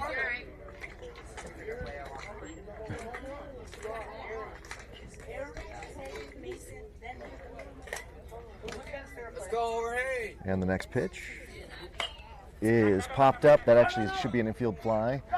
Oh. Now we got out on the force, and we got 2 outs now. Excellent play by the catcher. It should have been infield fly to begin with, so the baseball gods got that right. Different kids out, but that's what that should have been. So Aaron now will step in. And good heads-up play by the catcher, who actually ended up getting tumbled on the ground there with a little bit of a slide, and he's fine. So 2 down now.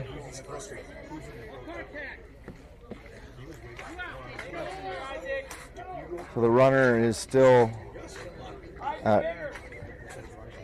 swing at 64 right down the middle. So the tying run again continues to be the runner out at second, which in this case will be Isaac, and the winning run Jorge over on first. Well, that gets way ahead of ourselves. We need a base hit to make this interesting. That ball bounces.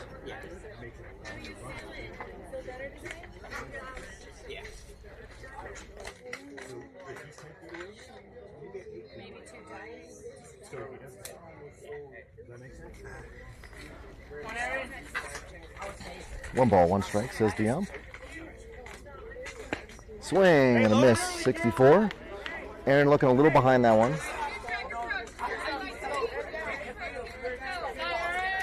So not sure if this pitcher for the Chargers is the closer, but he's coming in to do exactly what closers are supposed to do. Throw hard, get outs. So he's going to take that ball. Aaron's going to take that ball high, 2-2. And number 13 ready to get going again, already on the rubber, already looking for the sign, but Aaron out of the box. Look for the quick pitch here. No, Aaron's ready now. Here's the next pitch. That ball is away. And here comes Ricardo. And now we're going to have the tying run coming in. And they get him. Oh! And that will end the game. 7-6 Chargers win with the tying run thrown out at home. Oh, what a good heads-up defensive play by the Chargers. Disappointing outcome for the Jackrabbits, taking the bat out of the hands of Aaron there. But nonetheless, ladies and gentlemen, that ends the 8 a.m. game. Chargers with the 7-6 victory. Well played to them. Congratulations, Jackrabbits. We'll be back here in just a little bit with the game against the Catalyst. So with that, on behalf of Jackrabbits Broadcasting, this is Mike, and I'll be signing off.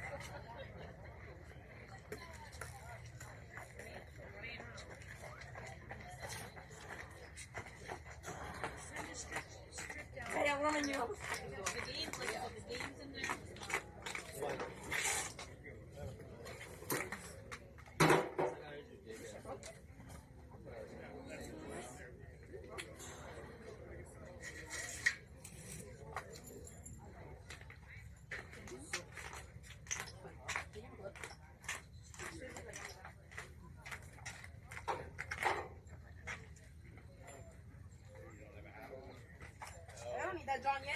Go.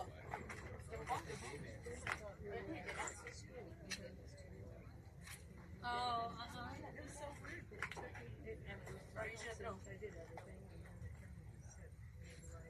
Good job, Katie. Not really. This thing sucks. Like, I push it 3 times to get it to go up 1. Oh. Huh. So, Do you want to restart it between games? I might, actually. I'm afraid to. It might log out of everything. How do you restart this contraption? And it's only at 45%.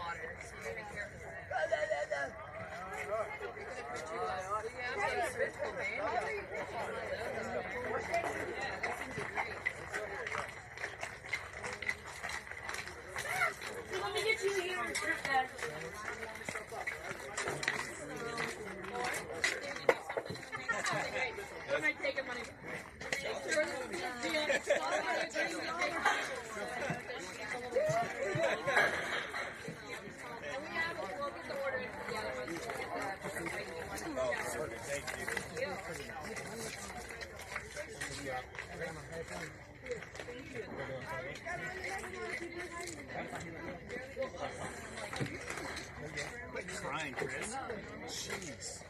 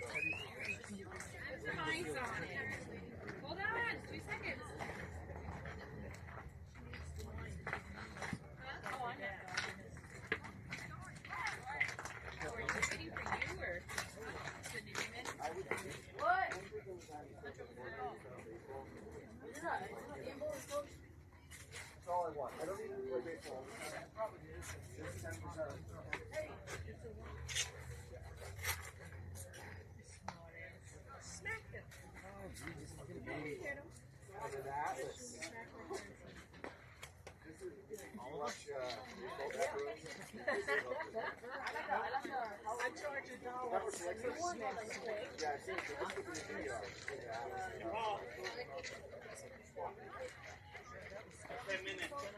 Our pitcher's warming up. Once he's done, we're ready. Yeah. He said we're giving 2 minutes. We're ready when you are. You get this. I'm going to send it to Jay. We got cold water. We got some cold water. Yeah, we need one. Sounds good. Are you keeping the same lineup? Yeah. Throw him a cold water. Michelle. Okay. Hunter. Hunter.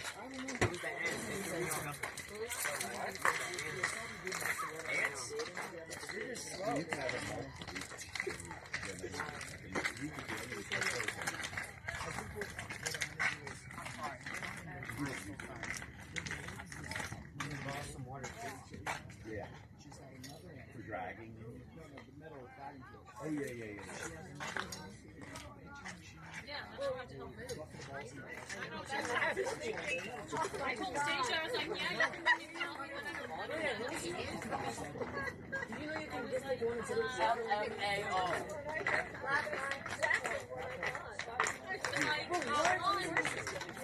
You didn't help me move. I didn't move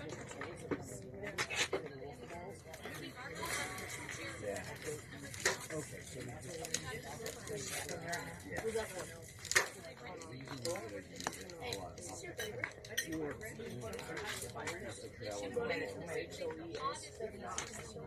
I have to double. I know we have one. I'm sure I can go.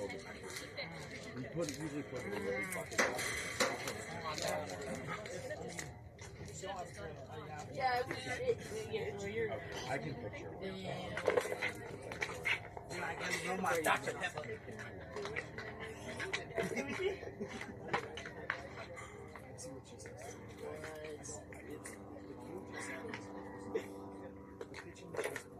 No way.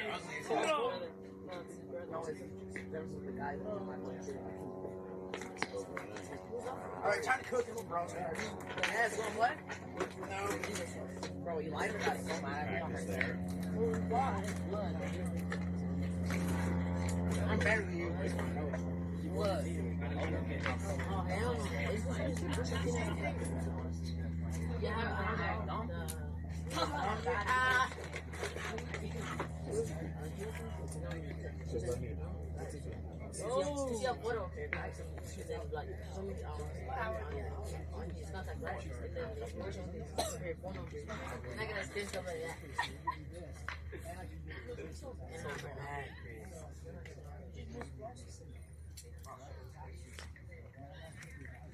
I'm sorry to boss. I haven't. Oh, where'd you get that? I need to go get that. I'm a level 2.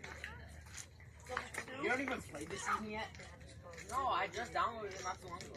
I played Clash of Clans. Should I use Power Select or Cadex? Cadex. Did you use it? No. Use it. Oh, never mind. I did. I got a single. Well, trash ass single.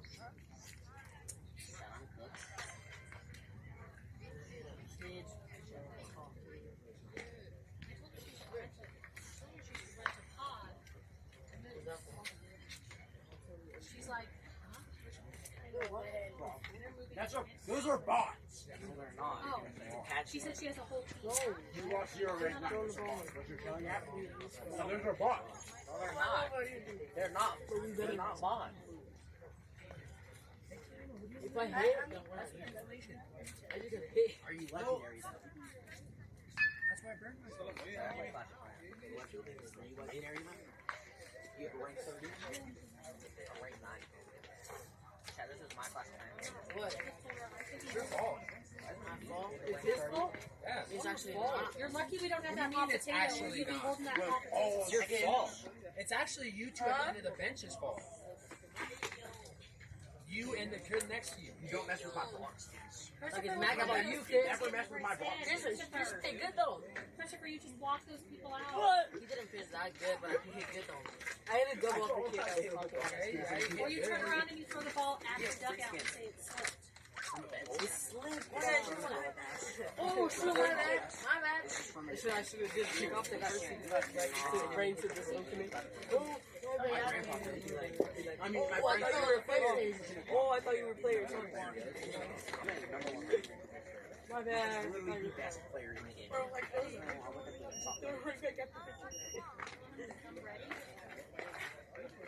the cat is what? No, it's not. They just need number one in elbow her. Give me a 168. I swear, I bet. You're gonna throw like The hard part was 60. Today I feel like. You think I can make this? Yeah, I know how to drive it. you were thinking too much. I know how to You drive were it. up there, you were like, Daddy, don't want me no more. I'm better. Who wants to get a ground ball? What's that one? Wait, Yeah. one I did. Well, me. No, And I told you guys to put me downstairs by myself. No, I it goes. I said, each the purpose of the team building because I don't want to be like, Oh. and I'm going to go to HR. Like, I'm not going to say it's actually my boss. I'm going to tell them that I'm not working in the office. Green beans. It doesn't matter. Oh, I'm like, I'm not going to get me smoking pot. I was like, I know exactly what it is because they asked me for my password when they come in. I'm like, there's a hand sanitizer you can use. Yep. I did it. I hit out 100. I was like, I went to do that. I was feeling active. I was feeling 78. You know how like you took the girls sign up to 75? Block it with your chest. You gotta block that with your chest, bro. And you're gonna be like, oh!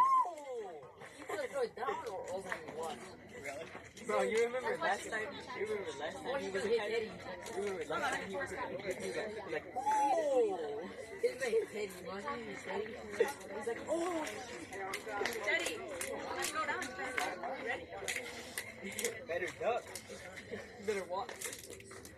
Teddy. Have you watched all your angles? Yeah, but I haven't had time. I'm better. I'll catch a good example.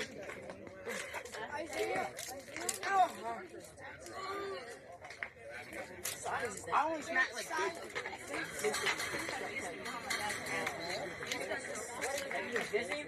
But I can make them high five. One of them bats. One of them bats. Grab the seal. Bruh, damn. You want to use it? Yeah. It's like, if I do like 2 at max and 1 inning, you can use it, right? Yeah. It's not far. Okay, use it. I had a 2 off. And we lost 2 after.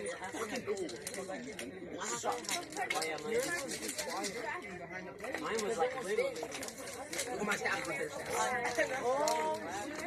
Oh, for seconds. 0 kills per second. 3 for 5.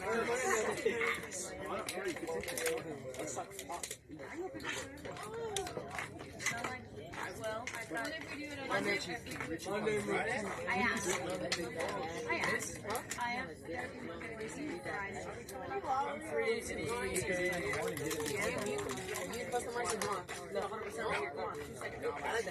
It's gonna be fun. Wait! Monte! Come on, man. Monte! Why? Because bring it. My iPad had this on it too last year. Is it dead? Yeah, it's dead. No. You know what that is, Jorge? That's that.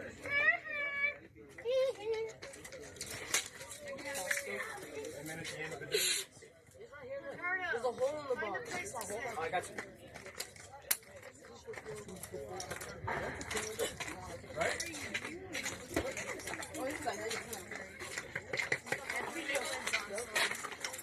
Top squat. Hey, I'm trying to. Sit down. Sit down somewhere. Sit down. Go Nick, I'm gonna be in it. You're welcome to whoever wants that picture. I'd like to have a mic so that I can actually see all of them. Oh, get off my Dr. Pepper!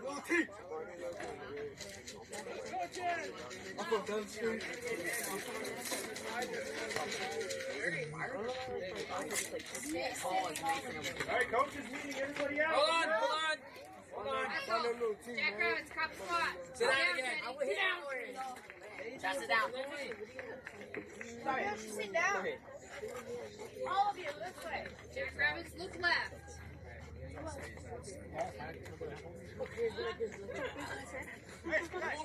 Hold on. Guys, hurry up, photographer.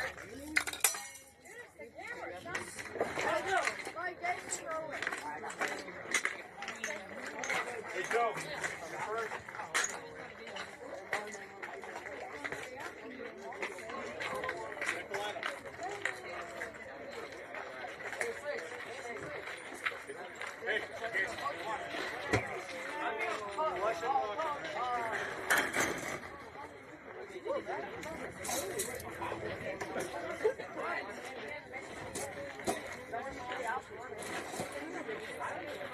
Hey, we're on defense. Right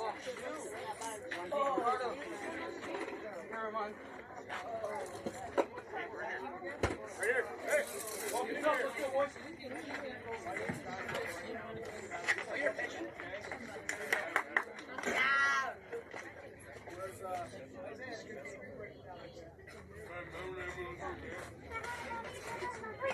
One, two, three, Jack Rabbit! East side.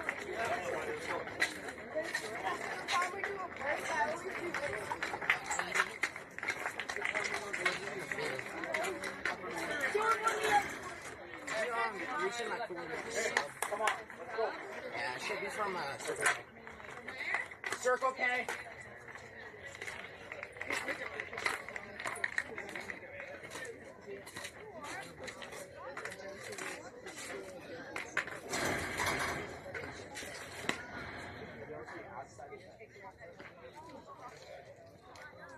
You see the button on the right? Yeah.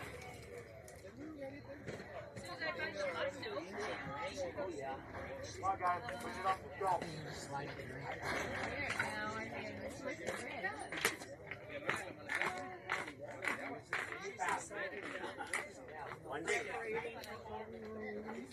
Yeah, literally one step back, you're safe. It's that rib. It's that ribbon. They were like screaming my name out.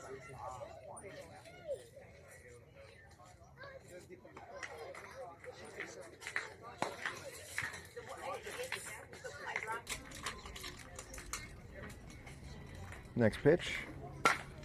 There's a ground ball to third through the sign. And leadoff single. Hey,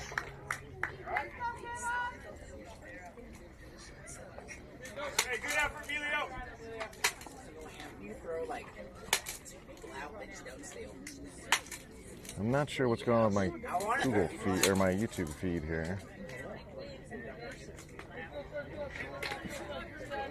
And Teddy didn't know he was going to be pitching at all. I'm surprised he's pitching today, so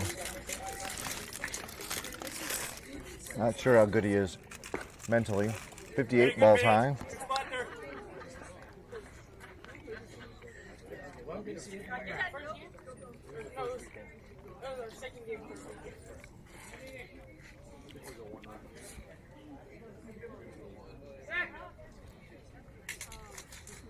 And just a fake over, no throw.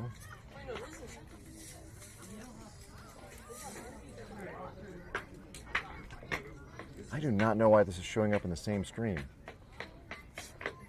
And the runner goes, and the throw down is way offline. So that was east side behind the plate.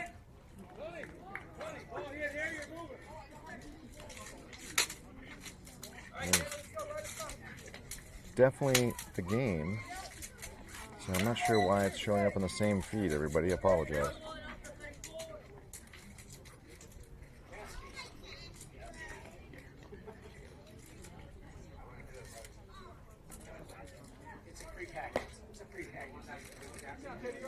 Teddy throws 61 outside. 3-0. So Teddy, we're nowhere near the strike zone for any of his pitches so far. Kind of a hot mess on the mound so far. And a runner on second. I'm a hot mess because my feed, my YouTube feed is showing up in the same place it showed up before. 52, change.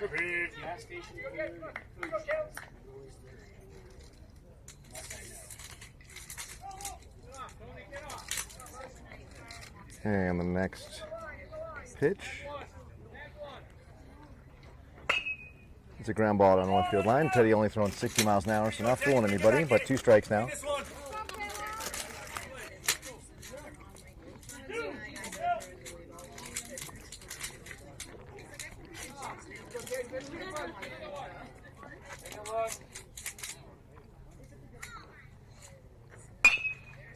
And there's a ground ball right to the shortstop.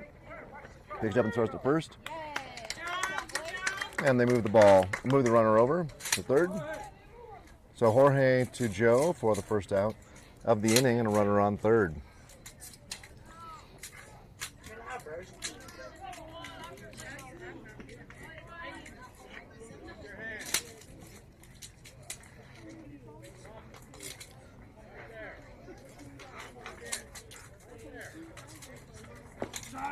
Teddy with a 55-mile-an-hour pitch for strike one.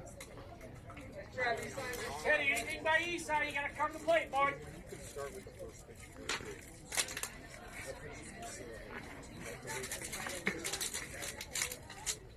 And the next pitch was a strike earlier today, but not today.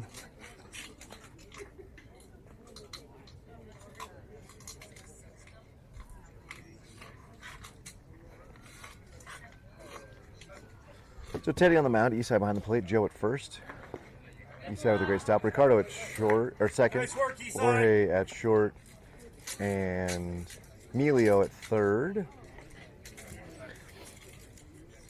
In right, we've got Aaron. In center, Isaiah, it looks like. And in left, maybe Mason. So Teddy with a 59-mile-an-hour fastball at high. 3 balls and 1 strike. And Teddy, not that impressive on the mound through 3 batters so far, but does have 1 out and a runner on third. Oops. Sorry. Try to just keep the runner honest over there.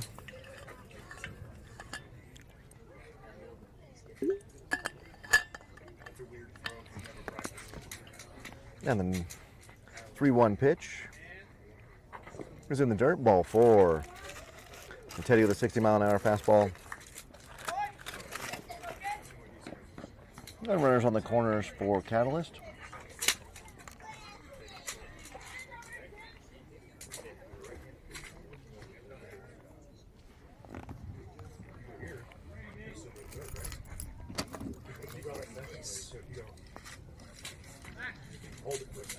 Until he steps off, makes a motion of a throw over, but no throw. And the cleanup hitters on for Catalyst. And it's a shot right past the first baseman and picked up in the high grass, and that will move the runners over. And a run comes in. So good shot by the cleanup hitter, smacking Teddy around here. And number 5 will step in. Hey, Joe. That's gotta be a hop over.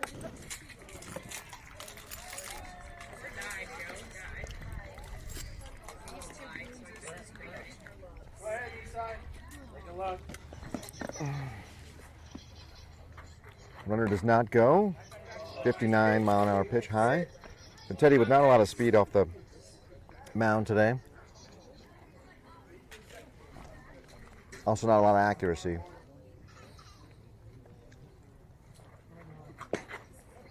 And a 60-mile-an-hour pitch inside.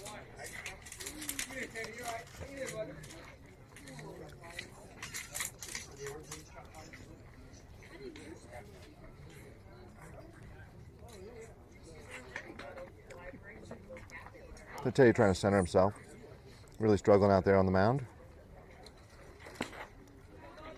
58, ball's high. Hey, battle back here, 7.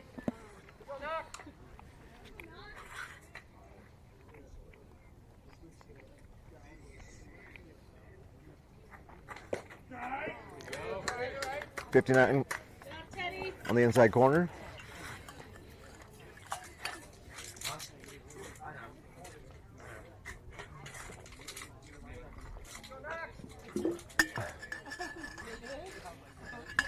Next pitch. And the dirt gets away, and that'll score a run. And now the runner will go to third, and he may come all the way home. Not sure. Hey, that's you two. You, Ricardo and Jorge, that's both you. That's your fault. You guys got to talk it out. What do you guys got me backing up second? What do you guys got me backing up the pitcher? So just an atrocious here, top of the first for the Jackrabbits. Catalyst came to play, and they're taking us to the woodshed.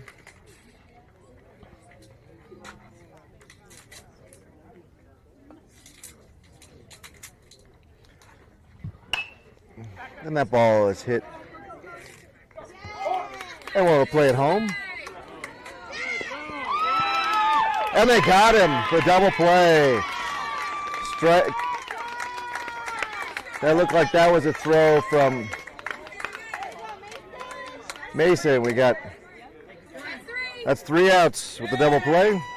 So Mason stays the day, but not before the Jackrabbits give up a couple of runs.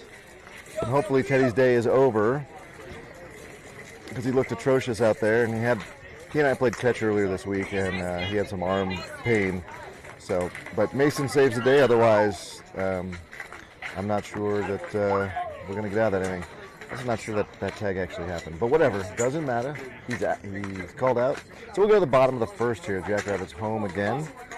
And we'll see if the lineup has changed at all. And I might walk over there and figure out if Teddy needs any... oh, okay. That's what I thought. Yeah. Yeah, it looked like he missed him. Yeah.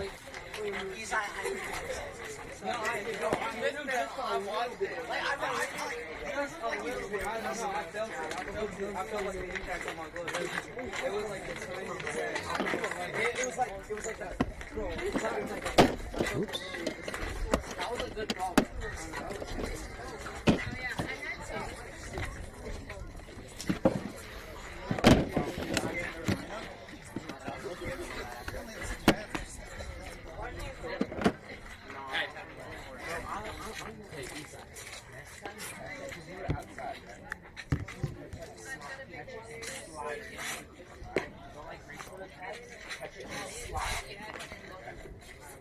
Kind of like your block.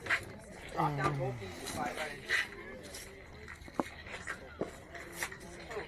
Hey, same thing. It's throws coming from right field. Yeah, catch it. Immediately kick. Alright?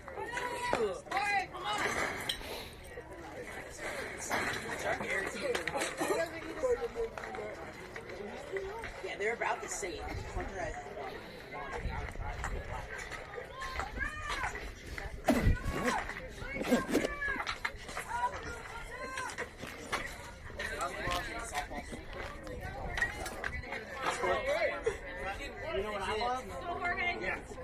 And in steps Jorge.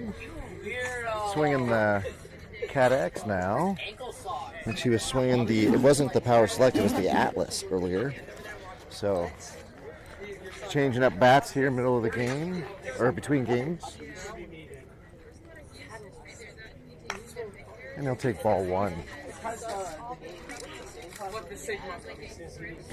Next pitch, foul straight back.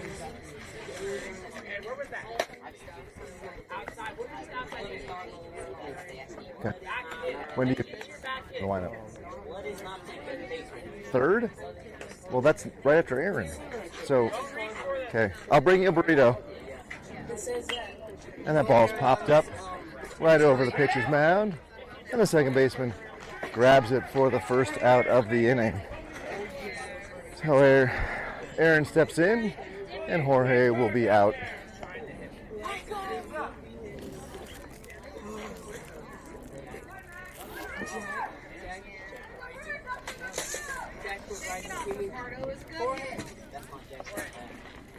So Teddy, I believe, bats third, so he should be in the on-deck circle. Aaron now in. Swing and a miss of 65 on the outside corner.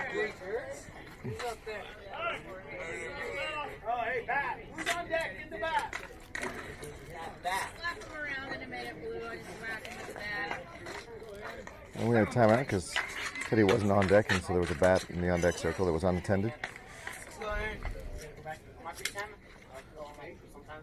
Swing and a miss 63 right down the middle. Throwing hard, but not a lot of deception of the pitches. They're just blowing right past Aaron here. And that is 62 and in the dirt. Ball one.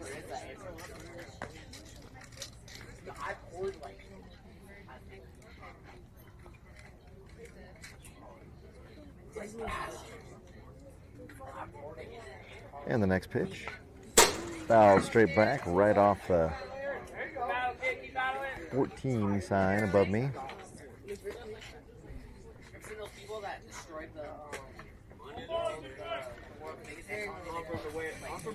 Ump lets us know we've got 1 ball, 2 strikes.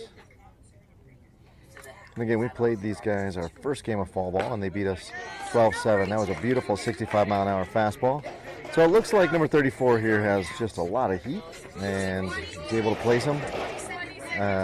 So our boys got to step back in the box and drive.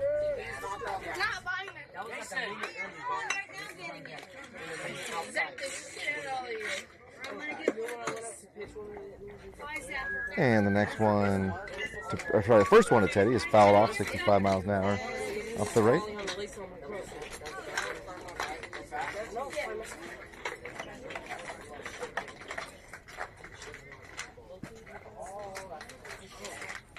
So Teddy should be able to turn the ball around here. He's got fast hands. Should be with a brand new Marucci Cat X. Should be able to put this ball into the outfield. He had 2 ground balls, middle infielders in the first game. And with 2 outs, pop up and a strikeout, the Jackrabbits desperately need a base runner. And there's strike 2, 66 at the shins on the outside corner. Now Teddy's in trouble with an 0-2 count. 34, though, just throws fastballs, so let's see if he can time this up. And he swings the ball in the dirt. It's no good. And there's a throw down to first for the strikeout. So 1, 2, 3 inning from the flamethrower. Well done. And the Jackrabbits will take the field with the top of the second upon us already with a 2-0 lead for the Catalyst Cardinals.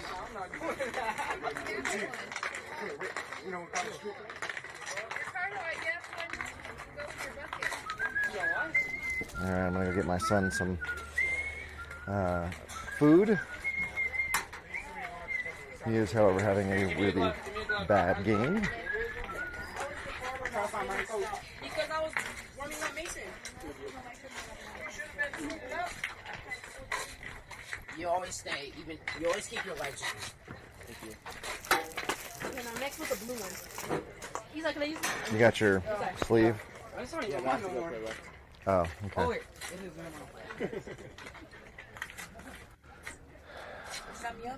All right, we're going to have, is that Mason on the mound? Mason on the mound, and I believe Ricardo will be behind the plate. We'll have Jabril at first, Chris at second, Emilio at short, and Joe at third. Jorge in center, Teddy in left, and who's in right? Christopher. Nope. Isaac, 19 Isaac. We're missing a left fielder. It's not me. What?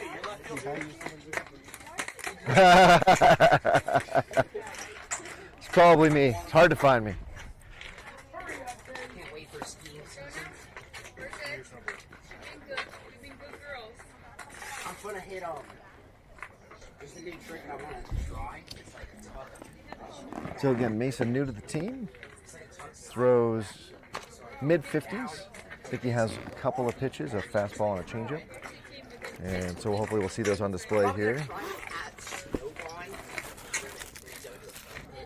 Looked like that was maybe a curveball. It was, didn't make it the full 60 feet 6 inches. If I mess it up,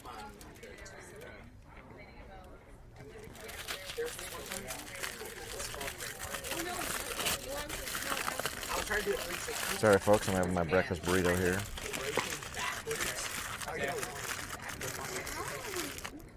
I was like this close to hitting my head. You don't know what you're doing, yeah. I know. I was being a little too aggressive. I just wanted You know, there's. It's like the way his arm dropped, because he comes and he comes in here, but then his arm drops. So it kind of looks like it's going down the middle, but it goes off to the side because of the angle. Huh?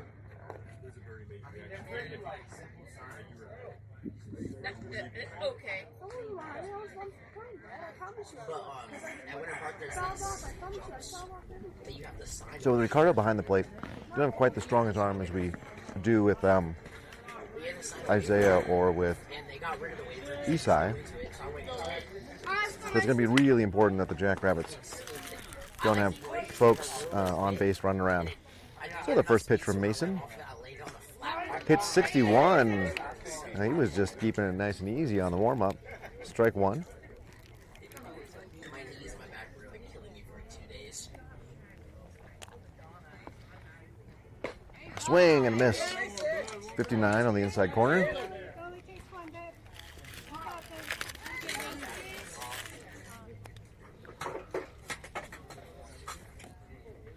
And the next pitch is a curveball that actually bounces up.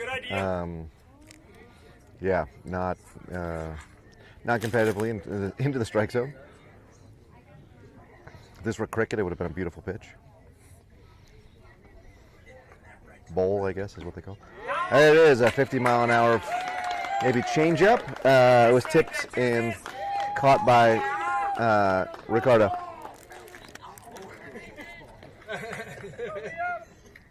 Hey, you gotta be snappy. Gregory? So, with that, one down. And number 5 for the Catalyst Cardinals will step in.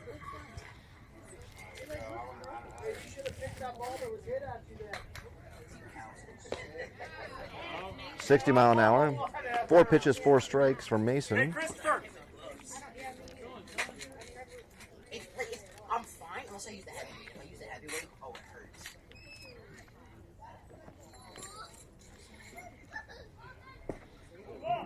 And that ball hits off number 5's foot or shin. 51-mile-an-hour pitch there. Not going to feel good, but he just bounces down to first, no problem. Actually, mine's bigger.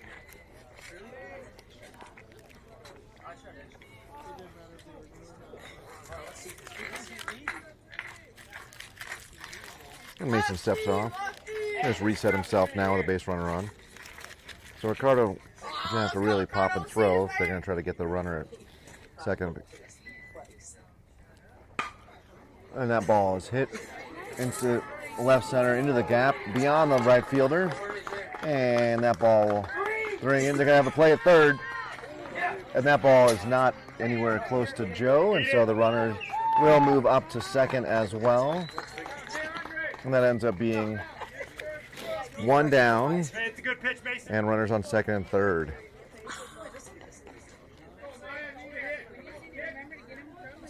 Well struck there by number 11 for Catalyst.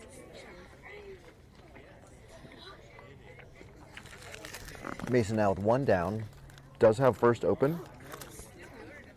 I don't really want to put the guy there, but does give him some flexibility on his pitch selection. That was a 49-mile-an-hour changeup. And the batter was waiting on it. Fouls off the right side, strike one. They're not like reflective.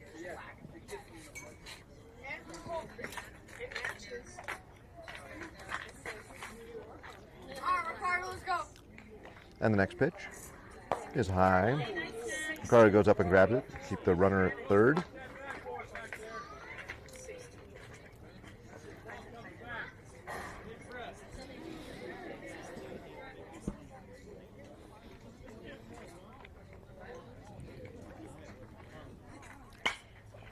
And that ball is hit just over the head of the left third baseman to Teddy at left.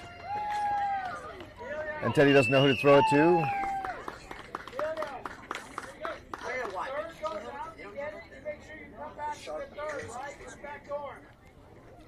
And with that, another run scores for the Cardinals, and that gives them runners at the corners. So Mason's fastball in there at 60, but he's kept it elevated here for the last couple of guys who have punched it into the green grass. Still one down. Runner at first doesn't go anywhere. That's a change or maybe a curve that doesn't do either thing. Ricardo with a good catch there to keep the runner at third.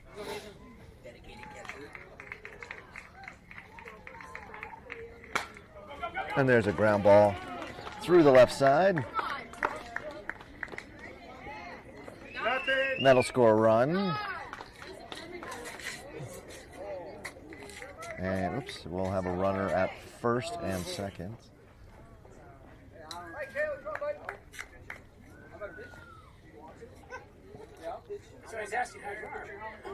And a 4-0 lead for Catalyst.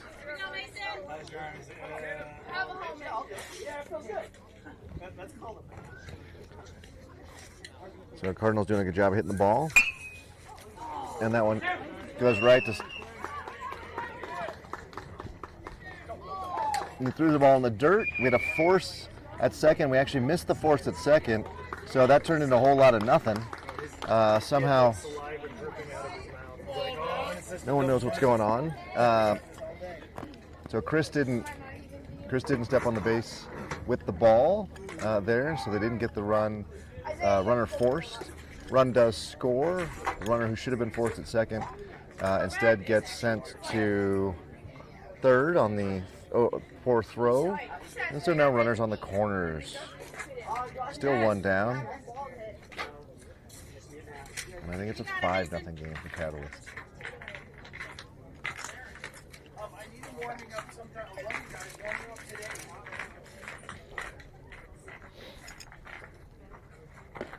And that ball's going to be away.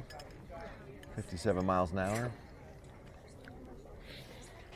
So Mason's been in and around the strike zone, which you like to see, but Catalyst's been turning around, hitting the ball in the field. And that error there was pretty costly. Swing and a miss is a 50-mile-an-hour changeup. That floated up there like a giant beach ball. Too tempting for the batter to lay off of. And that ball is in the dirt. Good block by Ricardo. And 2 balls, 1 strike now.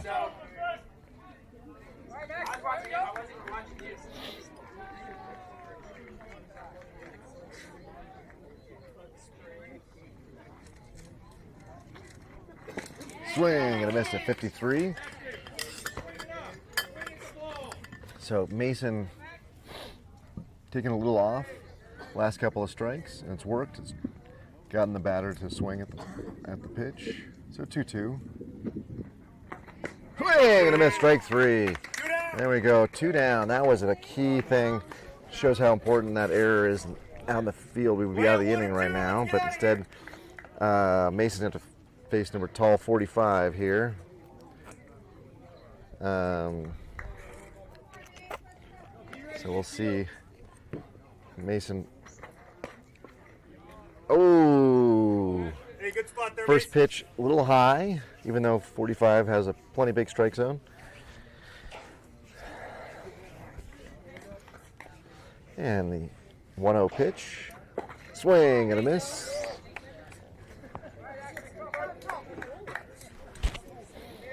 One now. Runner still on the corners. Runner at first hasn't gone, which is really surprising to me because Mason hasn't paid him a ton of attention, and I'm not sure that Ricardo's got the arm to go get him. And there's a very beneficial strike call from the ump for strike 2. 49 mile an hour. 1 ball, 2 strikes now. And there's a ground ball. Good job by 45 to just poke that pitch away. he wasn't going to do much with it and live to fight to see another pitch. So good job. Now Mason's got to come back and make a better pitch. See what he can do here. Runner still on the corners. 2 down. I got a 1-2 count to the batter.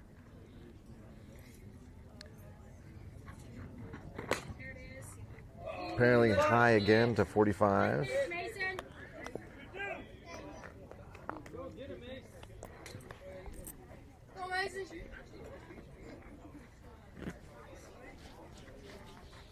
Ooh, that ball chases inside at 60 miles an hour. So it's a full count. Slow down, take a breath. Hey, best pitch right here. Trying to put sunscreen on, and there's very little left in the little bottle I found. And that'll load the bases with ball 4. The Jackrabbits now have 2 down, but don't seem to have the kind of killer instinct right now against Catalyst, who's come to play.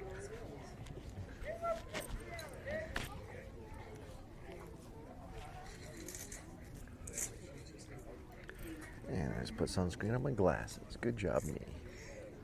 So Coach Hunter doing a bunch of pitching coach work out there, getting Mason to lean forward when he throws. Pick it up, step on the base, easy back, let's go. Again, how much a single error can really hurt. You end up with at least 2 additional batters faced now because we don't have that, didn't get that force out on the shot up the middle.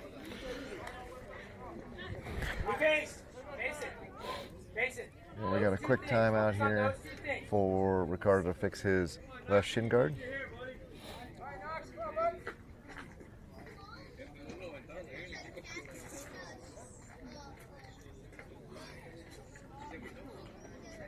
And with the hype fire on his shoulder, the Catalyst batter is ready. Mason's ready.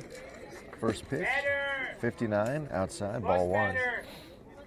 Hey, give it catcher. Second short. Hey, second short. Back up our pitcher on and throw it back to the catcher. So some concern about Ricardo's ability to throw the ball 60 feet 6 inches and get it to Mason. So pinch.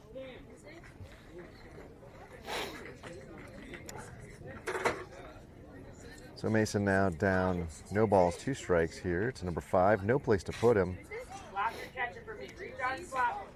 He's going to have to feed him a fastball right here. And he does, but it's high. Ball 3. Let's go 3, battle back. We have a field ump now. We didn't have a field ump at the 8 a.m. game. Just noticing that now. Got a quiet presence out there. 55 right down Colfax. 5 was taken all the way. So 3 balls, 1 strike now. Mason probably has to come back with a very similar pitch. And number 5 can sit on it and see what he can do with it. Here's a similar pitch. Yes, and there's strike 2. So we got 1 more. So Ricardo with a really errant throw. He will no longer be probably catching, but a good backup by Chris. That saved the run because I heard the third base coach yelling, "Go, go, go." All right, so Ricardo now becoming the conversation piece on this at bat with 3-2. Mason's pitch. And that'll be ball 4. Everybody will move forward. I forgot there were 2 outs, so of course everybody's going on that pitch. Good job by the Cardinals to execute on basic baseball. Joe calling a timeout real quick. Have a conversation with his pitcher. Not sure what we're doing here, but yep. Okay, now we're Here we go, Mason. Lots of confidence, kids. I'm not sure what that was about. I guess maybe the conversation about the ball coming back from the catcher, maybe from Joe, or what? Not sure. But Joe playing way off the base over there, so not holding him on. Now he's coming from the windup. That's what it was about. Are you going from the windup, or are you going from the rubber, or from the stretch? Mason going off the windup means that there's no throw to third. That's what that was about. So Joe getting clarification. Mason now with a 1-strike advantage in this at bat, with the bases loaded. 6 runs in for the Cardinals and 2 outs here in the top of the second.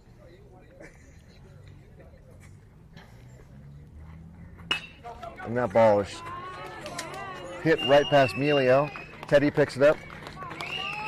And they'll score 2 runs. So it's now an 8-0 rushing of the Jackrabbits by the Cardinals.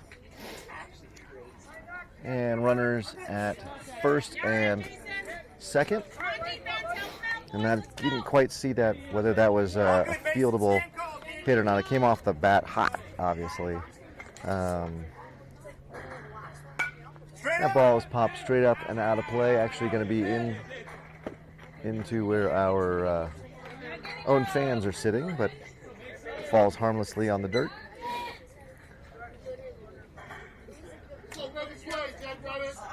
So Mason has been able to start many of these batters with a first pitch strike, which is what you want to do. It's just been that he's then given up that higher bitted fastball that has been struck pretty well by the Cardinals. It's balls outside. 1-1.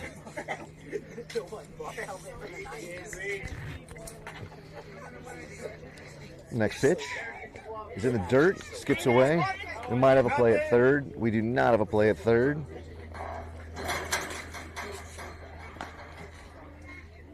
So Mason with a pitcher's count now. 1 ball, 2 strikes. Can do with what he wants here. I'd love to see him throw something away because that last pitch was inside. And he stays inside. That one ends up high as well at 57 miles an hour. And 2-2 count now. The count's lots of confidence here, Mason. evened up. Mason's going to go from the wind up again. That ball high as well. So full count, 2 outs. Runners will be going on the pitch.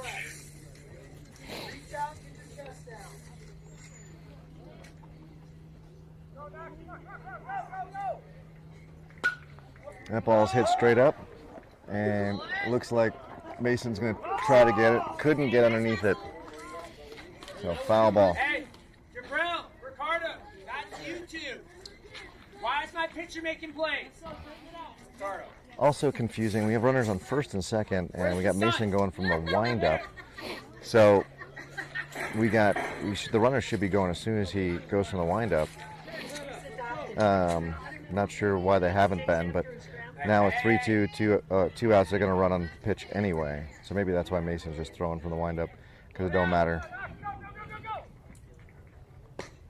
And a floater, almost an ethos pitch for Mason at 44 miles an hour. Loads the bases with ball 4. Let's go, work. Just work. Isaac!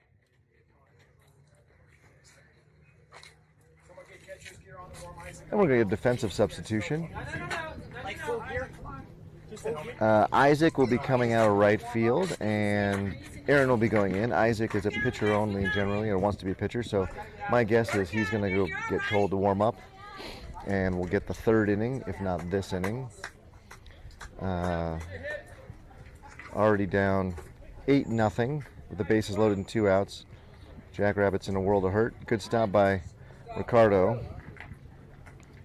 We could merge Isaiah's arm and glove work with Ricardo's ability to stop the ball. We would have a dominating defensive catcher. And that ball is hit into center field, and it's going to drop in front of Jorge, who picks the ball up. And we're going to have a play at home. And 2 more runs will be in on a single.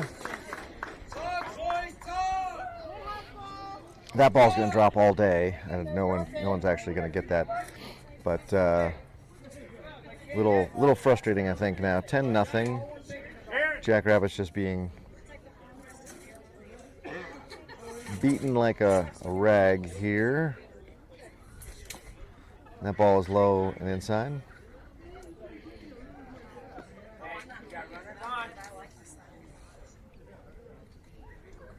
We're backing him up, short second.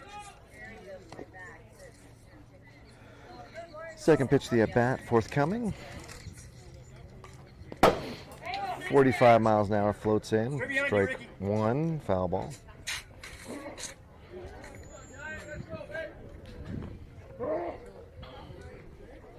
'16 does a lot of drawing in the dirt with the end of his bat. I don't know if he's trying to figure out where his feet should be or if it's more of a just kind of center his brain. And that ball is behind 16 for ball 2. Good stop by Ricardo. So all of this inning is because we didn't get that simple force out at second on the ground ball right up the middle. So I don't know, we've seen 5, 6 extra batters now and given up at least 5 extra runs. Swing and a pitch in his eyes. First nice gift from number 16 to Mason. And 2-2 count.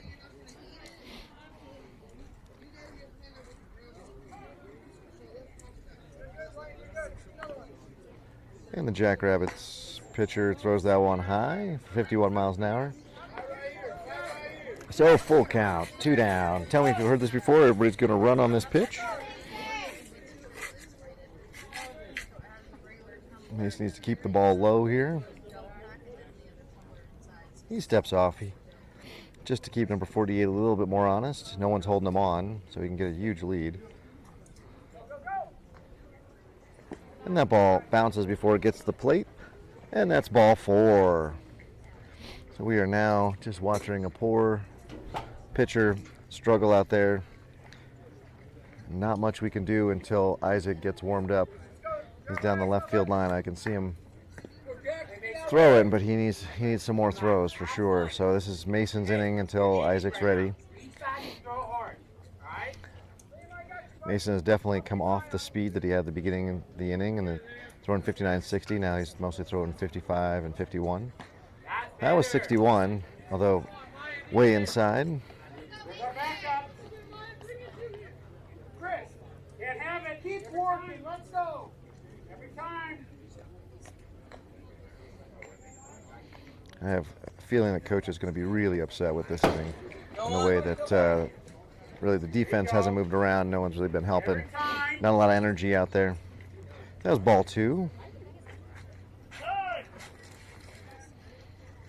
And another mechanical error or mechanical problem with the shin guards for Ricardo behind the plate. And he's got those fixed now, looks like. And off we go to the races here with 2 balls, no strikes. Bases loaded for the Catalyst.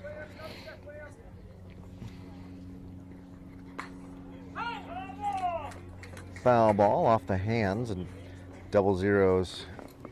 Actually, I think it was actually off his hands.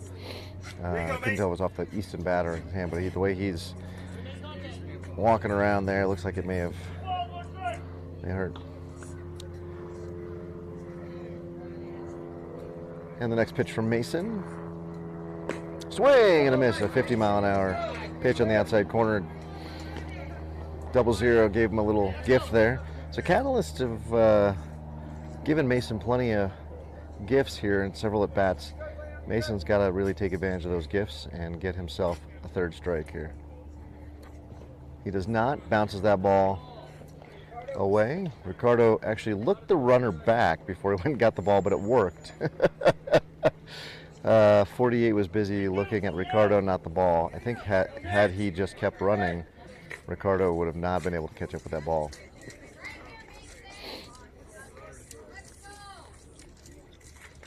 And 3-2, 2 outs. Runners will be going on the pitch.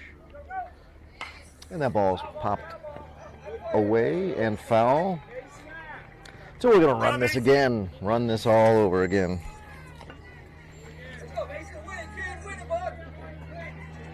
There's 1 pitch left in Mason's tank.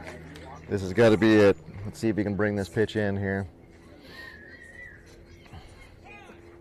Oh, an Ephus pitch. Not sure what that was. And that'll be it for Mason. He knew that was it. And we get a timeout called. It looks like Isaac will come in for Mason, who's more than ready to give the ball to coach.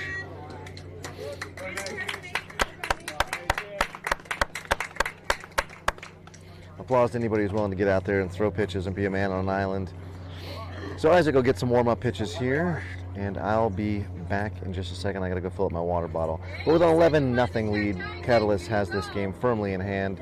Jackrabbits really haven't looked like they've been ready to play, offensively or defensively. So let's see if this can change around with a new pitcher on the mound. Isaac will take his warm-up pitches.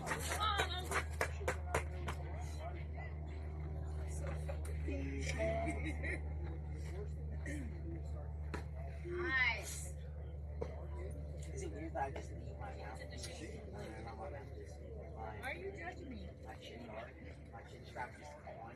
Because I'm full, but I don't want my full head back. She's in the shade with the blanket. The shade with the blanket. You gotta wear a hat. Well, somebody give me my damn visor. I know. They're in the garage. In the pile of stuff that needs to be done. That your brother doesn't do. Did you ever find my straw hat you stole? I didn't steal your stuff. Expensive.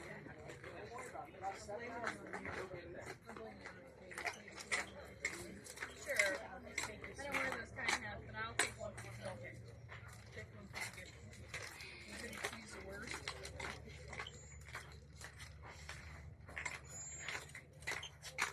See, this one only shutters. How's your arm? Nice. Just the only one that's on the sport. Hey, can you go get an ice pack?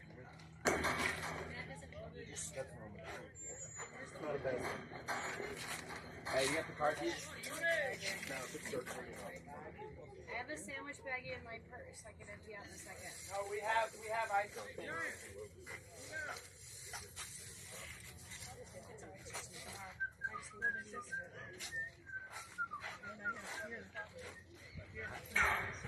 No, we have ice packs. They're underneath this.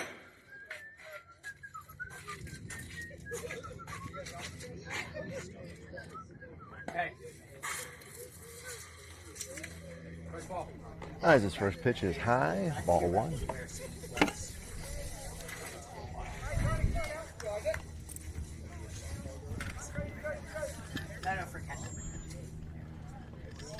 And the next pitch, also high, 61 miles an hour. I guess Jorge would probably be our next pitcher. A little bit more energy out of the middle infielders there, going to back up the pitch, the throw back to Isaac from Ricardo.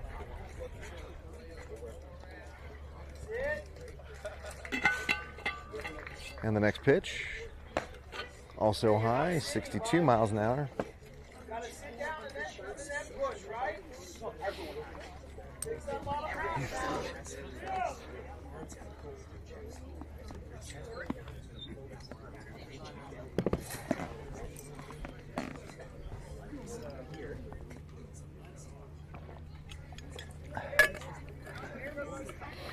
And the next pitch, 64, but outside. So on 4 pitches, everybody will move up 90 feet. And we get a run for the Cardinals. So that's an even dozen for them on the day through an inning and 2/3. Jackrabbits still in search of their third out. And again, how costly was the error that we just had this game drag on now. And really all the air be deflated from the Jackrabbits, and you can just tell they want to go home at this point. So let's see if Isaac can at least get us back in the dugout. It's hot out there now. So that's 64, but outside. So Isaac is in search of his first strike this inning.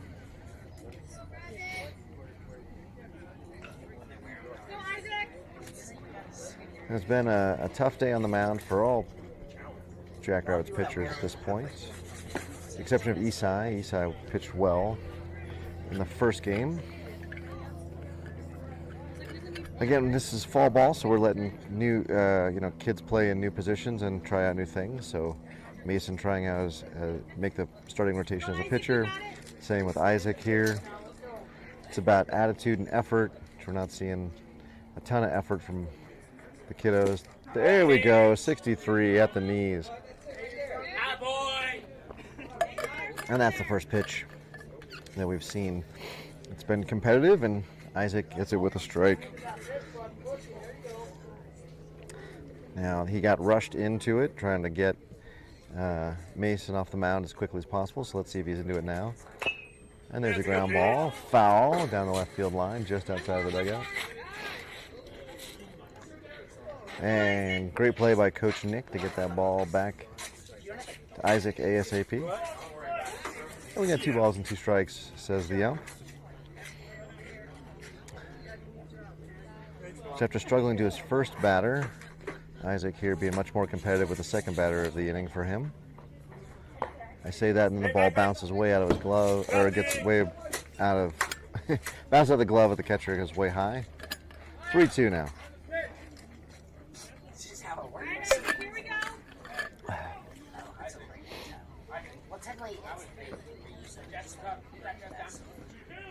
So, Coach letting Isaac know that when his chest is up, his ball is elevated, it is up.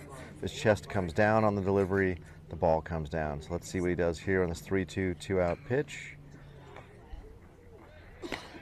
That ball is high as well. And Baker's dozen for Catalyst Cardinals here on ball 4. Number 19 will step in for the Cardinals. Got it. Come on, Isaac.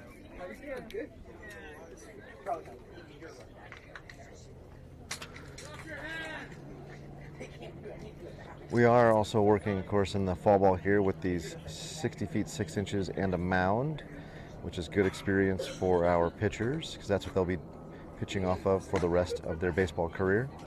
And 90 feet to the base paths, which is good experience for both runners and infielders. As an infielder, it gives you a little bit more time to make your throw, but also means that if the ball is a slow roller, you got to go charge it, which is something you just they didn't have to do when the bases were 70 or 80 feet. Because the ball was on you pretty quickly. Swing and a miss. Hey, rinse, repeat, kid. And I believe it's a 1-1 count.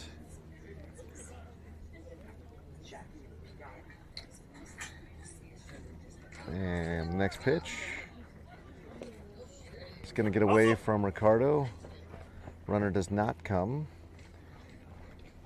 At this point, the Catalysts are just smarter just to wait and let us walk them in, then make the third out of the inning at home.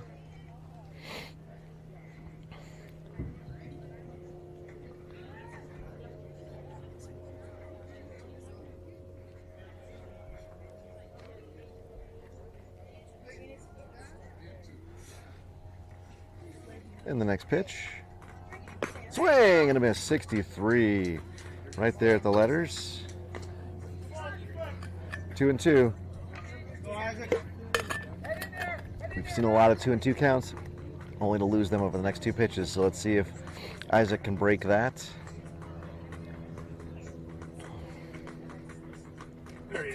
Strike 3, there it is. And finally, the beatings have stopped.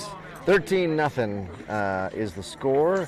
Catalyst firmly in command. The Jackrabbits will put their helmets on, and our cleanup hitter will be up after going 1, 2, 3 in the bottom of the first. We need everybody to hit in the bottom of the second here. Otherwise, your Jackrabbits will be back out in the field very quickly. This game did start about 10-10, so we're about 50 minutes into this game. Hour 45 is the time limit, although at this point I think we would be stopped after 3 innings because of the run rule. So Jackrabbits better do a better job of getting some runs. Right through the hole. Yeah, perfect little hole. As long as no kids stand in front of my ass, it'll be alright.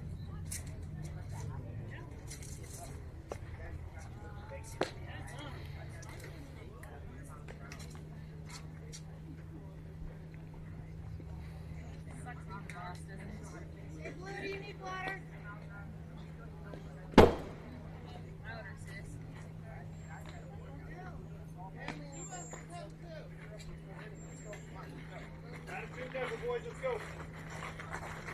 All right, so there's a big powwow outside the dugout. Boys are now coming back in, getting a chat with the coaches, and hopefully someone will put a helmet on because we're about to bat here.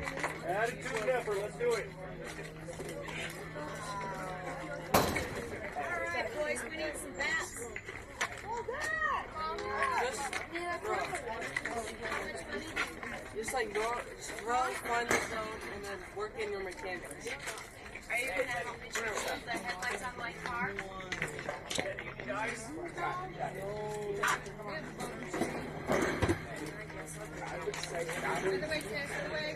And number 34 will be back on the hill. The flamethrower there will be his battery mate will be number 4 behind the plate. And it looks like we got Mason stepping in. Batting cleanup for us. Nobody on the on-deck circle yet, so I'm not sure who will be next. But let's see if Mason can do something with that. 63-mile-an-hour fastball, fouled away for ball, strike one. Who's on deck? It's after Mason. He's changing. Swing, 63, strike 2. So this looks a lot like the last bottom of the first for us, where our boys couldn't get around on the flamethrower here. And we get a last-minute timeout from Mason.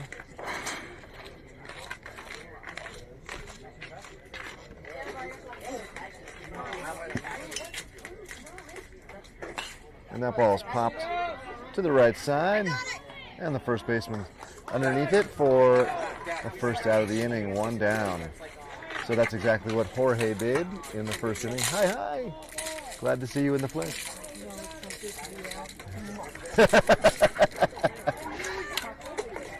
Yeah, well, you keep fighting, girl. You keep fighting. And Ricardo will step in now. Swinging what I thought was the Power Select is actually the Atlas. Louisville Slugger Atlas, the #1 rated BB Core bat. I don't know if this is a USSSA or BB Core bat, but by the Baseball Bat Bros. So a pop out for the first out in the first inning, the pop out for the first out in the second inning. And Ricardo fouls that 63-mile-an-hour fastball off behind him. Looks like Joe is in the on-deck circle.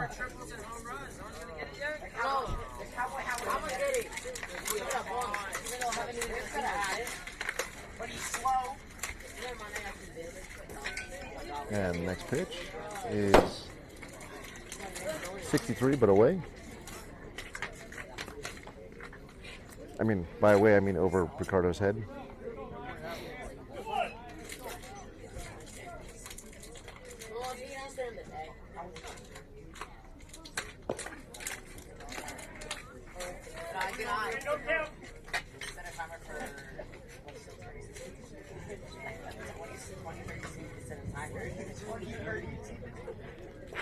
Now Ricardo sit fastball middle here, and overthrown by the flamethrower there, number 34. So we get a base on balls. First base runner for the Jackrabbits.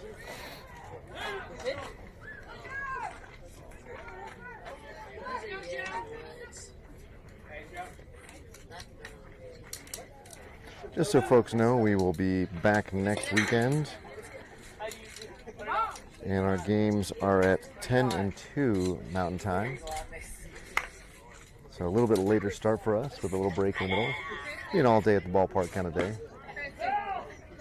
Joe with a actual bunt attempt, and he fouled it right into the glove of the catcher. He would have been safe.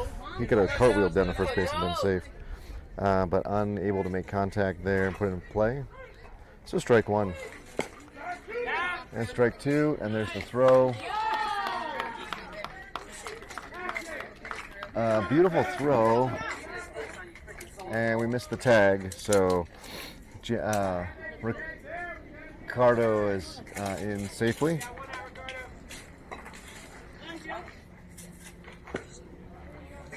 Swing and a miss for strike 3 on a 64-mile-an-hour fastball. So again, 34 throwing heat to our boys. Here comes Chris. In the on-deck circle steps in Emilio. A chance to get a single would put 1 run on, hopefully, for Ricardo, with Ricardo scoring. And a 63 outside. So 34 here, trying a little bit harder. Not sure if his stamina is not up, but you can hear him grunting a little bit, and he's overthrowing a little bit. That was 62, just a slight difference, but that one was much more in control. And Chris takes it for strike one, so 1 ball, 1 strike.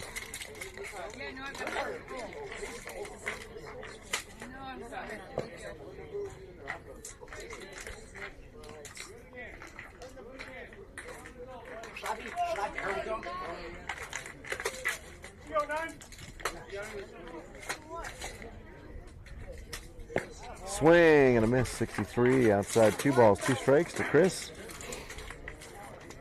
And 2 down. Runner on second. Let's go, Chris! That ball's in the dirt. Good stop by the catcher. Is going to keep Ricardo at second. And now the count goes full. 3 balls, 2 strikes, and 2 down. Ricardo will go on contact. Nobody forcing him, so he doesn't need to run. And swing and a miss, 63 miles an hour. So the flamethrower flames us out, leaving a runner on second. Jackrabbits go down with a whimper, 13-0 after 2.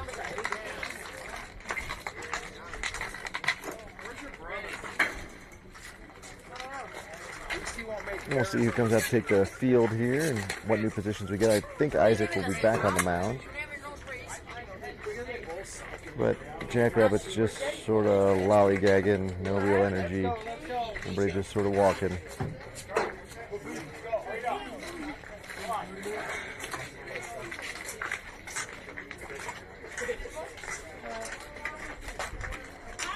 This game should be over in about 40 minutes, 45 minutes. You got a football?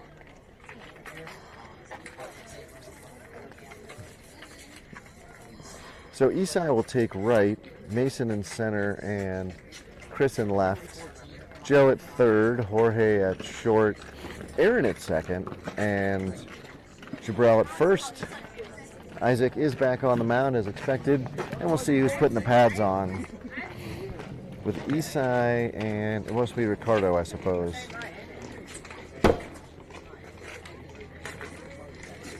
We also have Isaiah could be putting pads on. I don't know. Let me go down and look. Also, for the second week in a row, I chose not to bring the tent. That was dumb. I should bring the tent every week, just in case.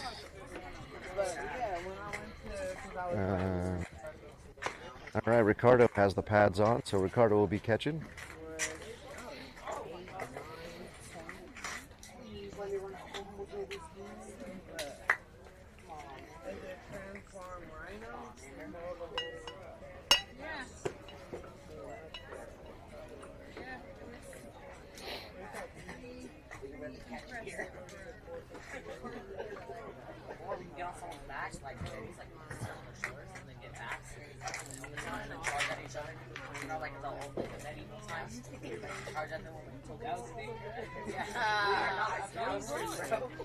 And even warm-up's taking a while here. I'm not sure what Ricardo's got going on, but it does look like he is now departing the dugout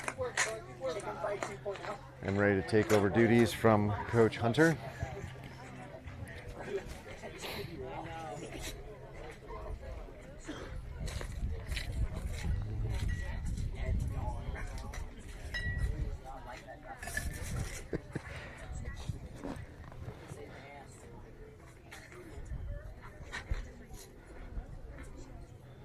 And in for the Cardinals, their first batter will be that big, tall number 45. So maybe that'll help Isaac, who is leaving the ball up a little bit, but 45 has a big zone.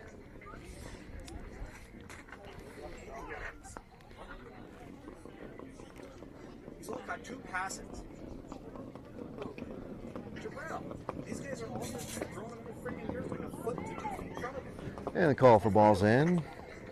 Let's get this show on the road here as we go to the top of the third. No, this is sad. Yeah, it's so weird that my South Jeffco game ends up as attached to my Catalyst game. Sorry, everybody, we're going to have like a 4-hour stream here. It's going to be impossible to find your kid and their highlights. So Ricardo with a throw down. And as I mentioned, big tall 45 steps in. Now a chance for hopefully a quick inning here. We really need Isaac to keep the ball in and around the zone. And we need the defensive plays. Swing and a miss, 61. The ball had quite a bit of vertical drop to it. Don't know if that was on purpose or not, but I'll take it.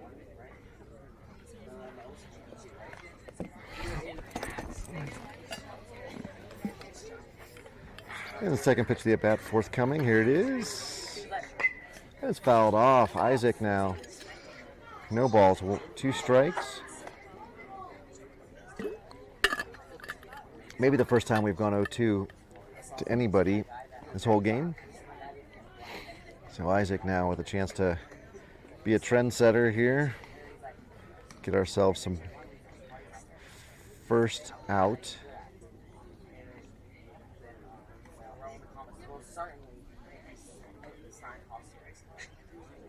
And that ball's absolutely shellacked into right center. Gets past Isai. Sorry, it's not right center, it's down the right field line. And we're gonna just gonna keep running. They're just gonna keep throwing it. And it's a leadoff triple. So big long legs, had no intention of stopping until we made him. And so there's 45 with a leadoff triple.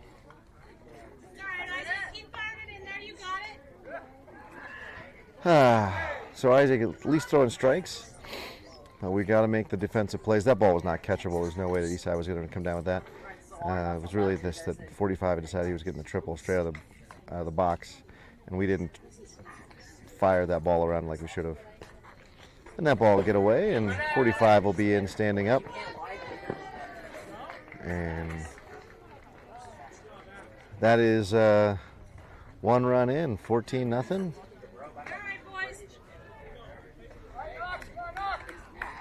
And now nobody on, so a chance for the Jackrabbits sort of shake that off, if they can.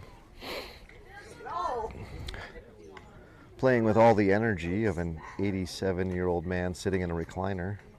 So we'll see if we can get a little bit of excitement here. On the next pitch, swing and a miss, 62, nicely thrown there by Isaac. And 1 ball, 1 strike now.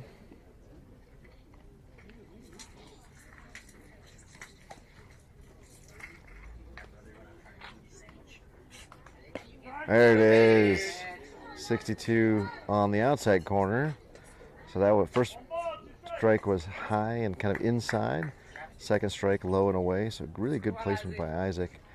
1 ball, 2 strikes now. He can kind of do what he wants here. See maybe a high heater.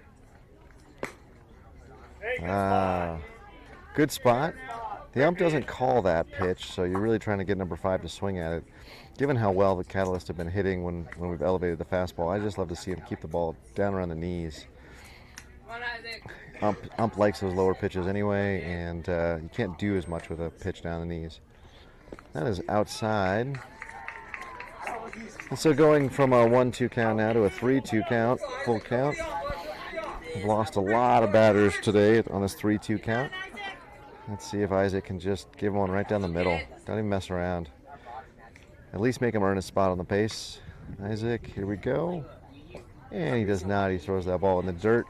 Doesn't quite make it the full 60 feet 6 inches. And the runner takes first. So we go from 1 ball, 2 strikes to 4 balls. And the runner on first.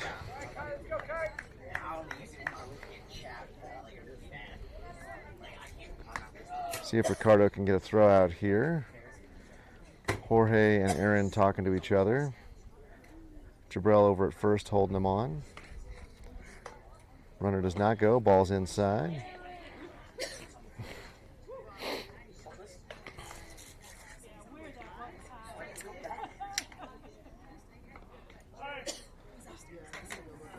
Continue to have technical problems with the shin guards for Ricardo here.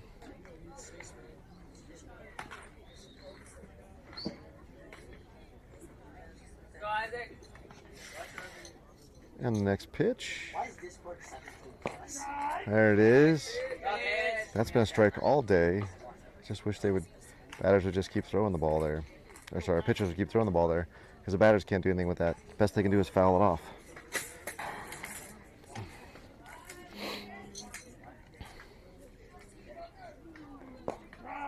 Strike two. Ump loves that spot. Just keep going there. So we're back to a 1 ball, 2 strike count. We need a different result here.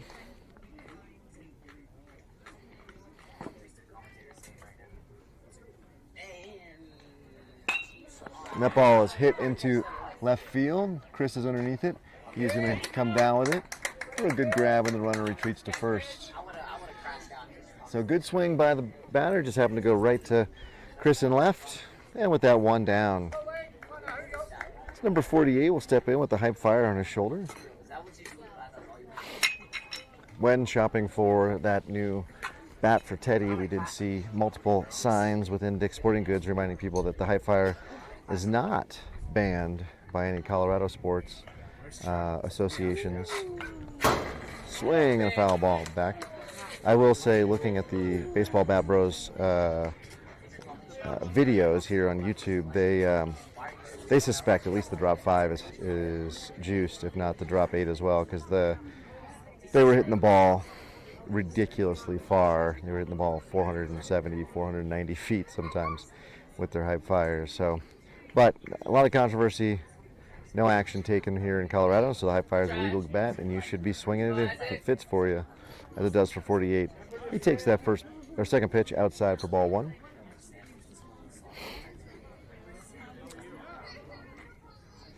So number 5 over there giving away that he's not stealing because he's almost straight-legged, not bending his knees, so can't really get a jump if your legs are straight. So helping Isaac not have to worry about him because he's standing there with his knees straight.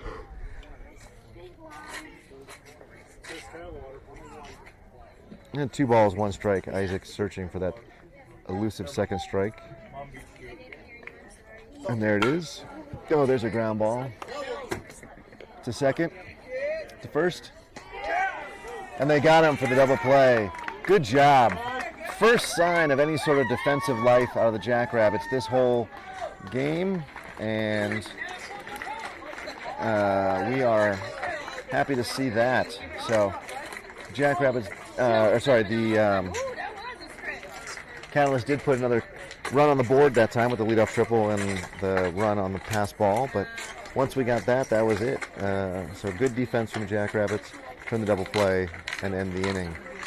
Could have had that in the second inning too, I think, had we made those plays. All right, 34, flamethrower's back on, and his first warm-up pitch hit 61, so still got plenty of flame in that tank.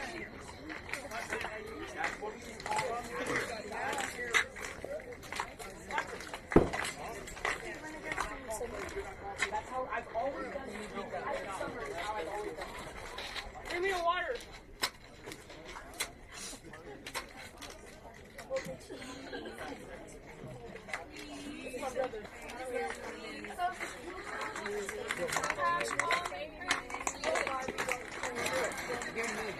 You don't need it. Just put it through.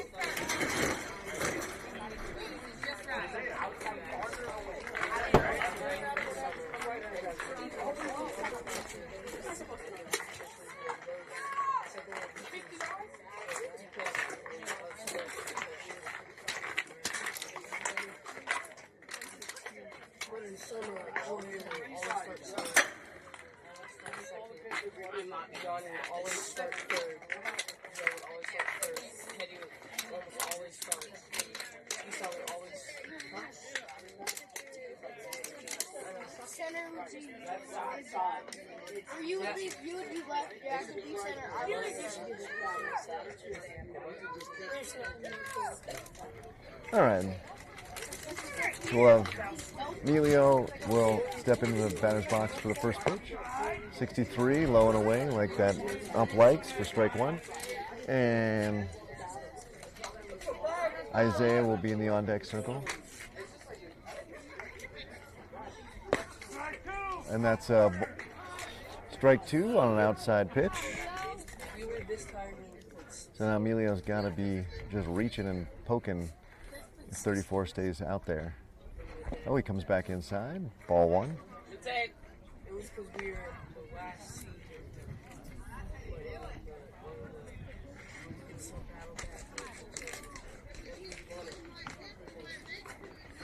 And that ball bounces away. Ball two.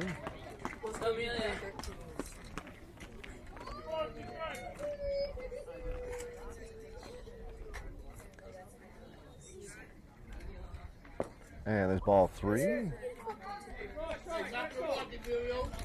So Emilio now comes back from an 0-2 count to 3-2.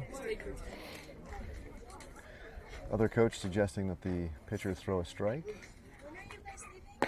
And he's going to instead throw ball four. So Emilio lives to get down to first. So the flamethrower there may be overthrown a little bit. Emilio now will be at first, looking for his sign. And we got Isaiah stepping in. And in the on-deck circle is Isai. And a throw over, not in time.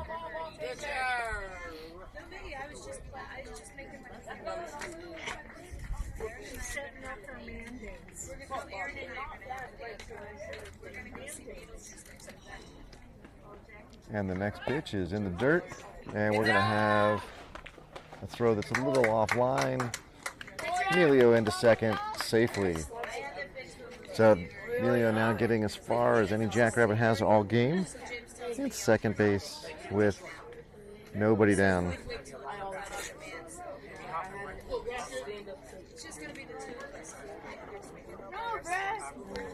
And the next pitch. Isaiah's got to be swinging at that one, man.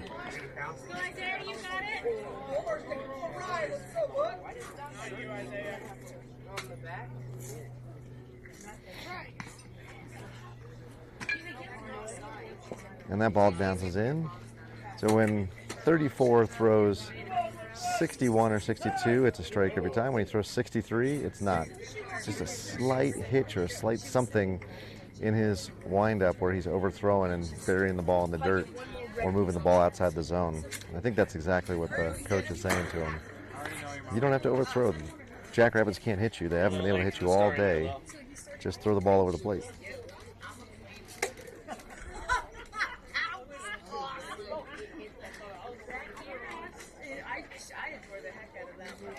And the Catalyst coach will come off the field. 2 balls, 1 strike.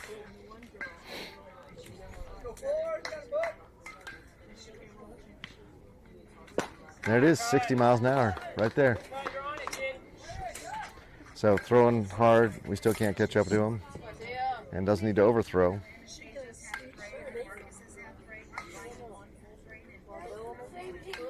And that ball gets away. And Emilio will easily scamper over to third.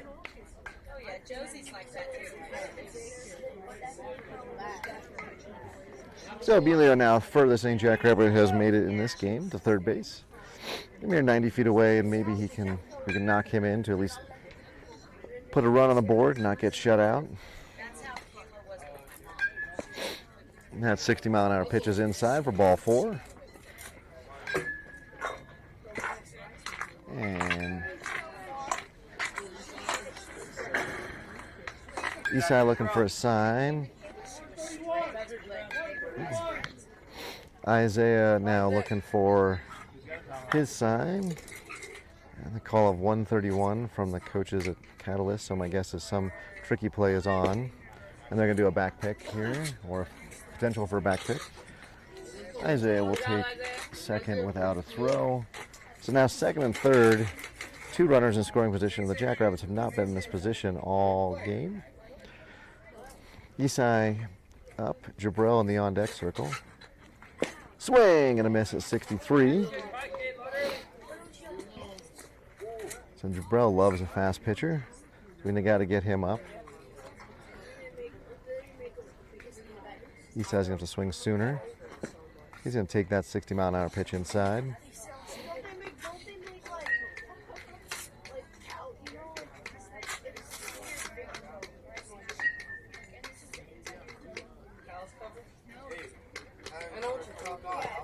And that ball hits off the plate. And here comes Emilio. Emilio being safely. And we score our first run of the game, and Isaiah gets over to third. So Emilio with heads up base running on a walk is able to score. And Jackrabbits at least put a run on the board to be respectable. 14-1 is still a heck of a hole to dig ourselves out of. Now falls to Isai to get on base here, keep the rally going. I don't know if it's rally quite as much as keep the inning going. 62. Look at that right there, 34. Whatever you just did is perfect. Isai couldn't get to it, and you were over the plate. And he overthrows. 63 in the dirt. And I got a full count now, I think. Yeah, we have a full count, so Isai's got to swing if it's close. It's close, he swings. Strike 3. And Isai goes down on strikes. First out of the inning for the Jackrabbits. Jabril now will step in. He loves a fastball pitcher, so let's see if he can turn on this one. In the on-deck circle is Isaac. And that one shows up as 60 on my gun, but hit the ground so early I'm not sure that was exactly right. Ball 1. That came out of my pocket. No, seriously. And next pitch. That ball's hit straight up and out of play, off the fence. That's strike 1. So 1 ball, 1 strike.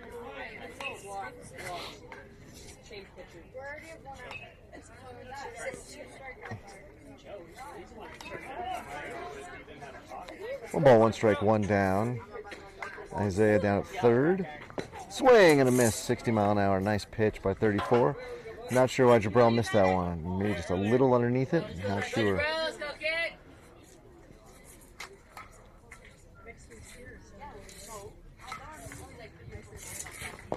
And 62 away. Ball 2.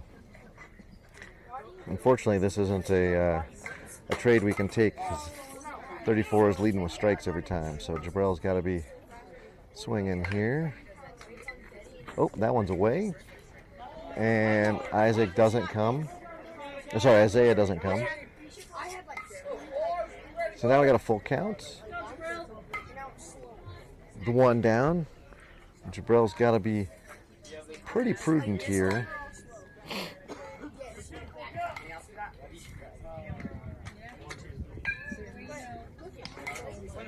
And the pitcher steps off. Didn't like what he saw from Isaiah down at third.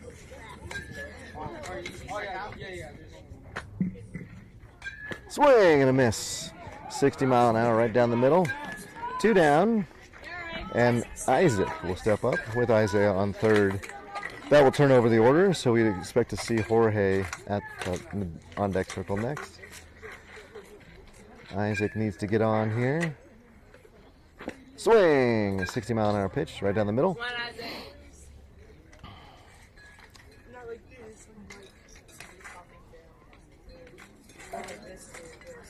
And swing and a miss. 62 miles an hour, in on the hands. Number 19 does not look like he wants to be out there. Not sure Isaac's got, but his last couple swings haven't been very impressive. Strike 3, 63 on the inside corner. That ends the inning. Jackrabbits do plate 1, so they don't end up shut out, but leave a man on third. 14-1 as we go to the top of the 4th. My guess is that will be the end of the 4th inning will be all we get, as we're about an hour and 25 minutes into this game. Just a reminder that you should like, subscribe, and ring the bell if you want to make sure that you know when we're playing. Again, we'll play again 10 and 2 next Sunday. So let's see who's going to pitch for us here.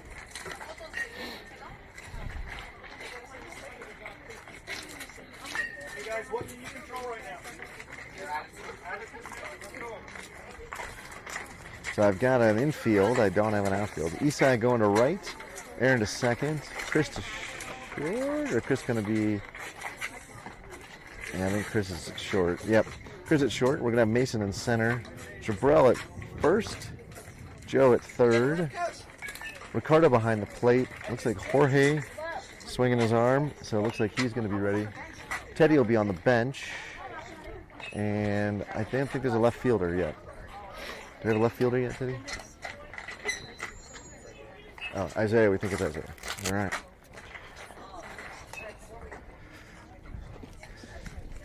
It is going to be Jorge from the bump. So Jorge working on not pitching like a shortstop. Get a little bit more extension in the arm so he gets a little bit more... What?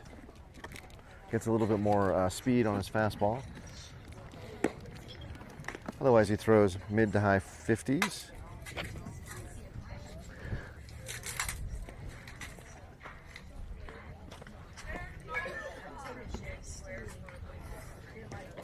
Oh no, it's not Isaiah. It's going to be... Who is that? That's Melio, it looks like, in left.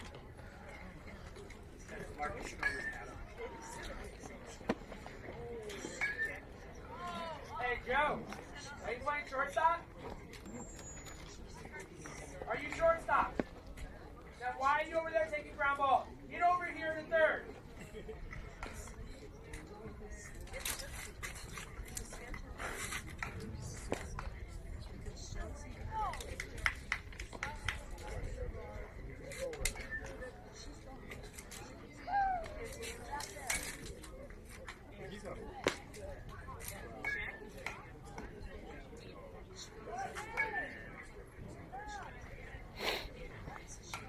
So normally they are middle infielders together, Jorge and Ricardo, but this time they're battery mates.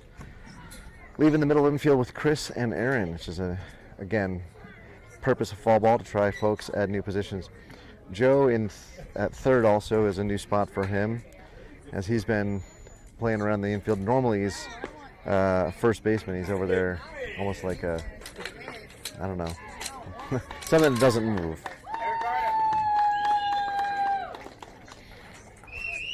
And the crowd goes wild for number 5 as he steps in. Jorge is going to pick the ball up from his third baseman. And we'll see how this inning goes. So again, Jorge not throwing especially hard. He does have 2 pitches. He has a sort of a curve and or slurve maybe, and a fastball, both about the same speed.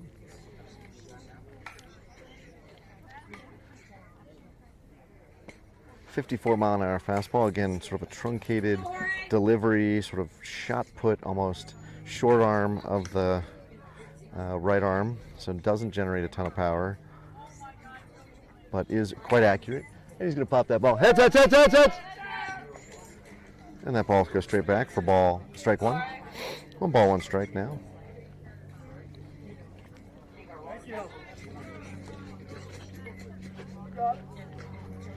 And the third pitch of the at-bat forthcoming. That ball's popped straight up. Jorge calling for it, and he's underneath it, and he comes down with it. With like a little English on it, kind of rolled out of his glove, but he grabbed it with 2 hands, and the first out of the inning for the Jackrabbits. Kind of a crucial one. Little chance for us to maybe get back in and get some hits going.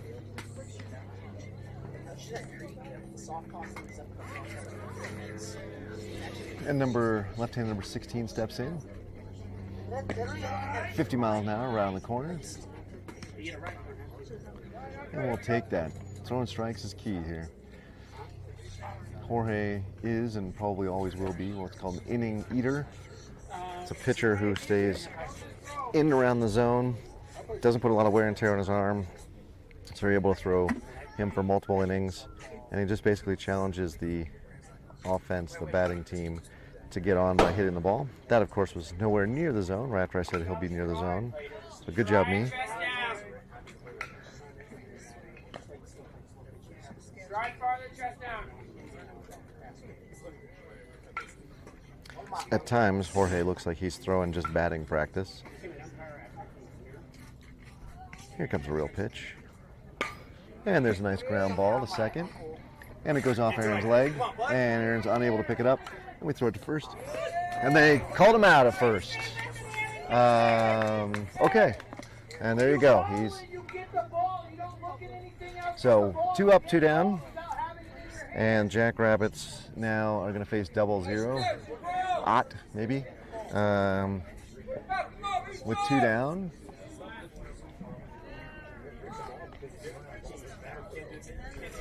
And the next pitch, first pitch of the at-bat. 51 in the dirt.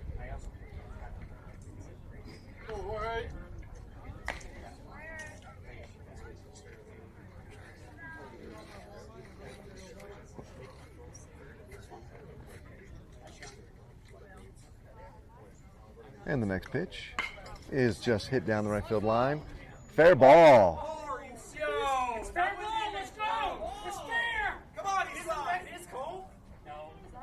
Fair ball called by the ump, and we get a single. White line. Outside is foul. Outside of the white line is foul. No. Outside of the white line. There's a guy.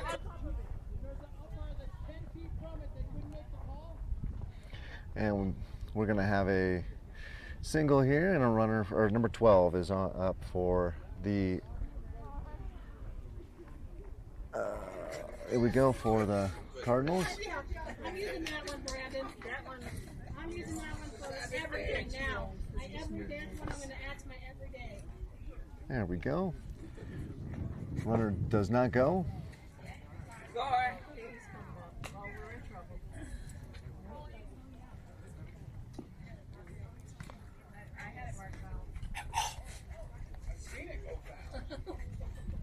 And next pitch. Swing 56 on that one for Jorge.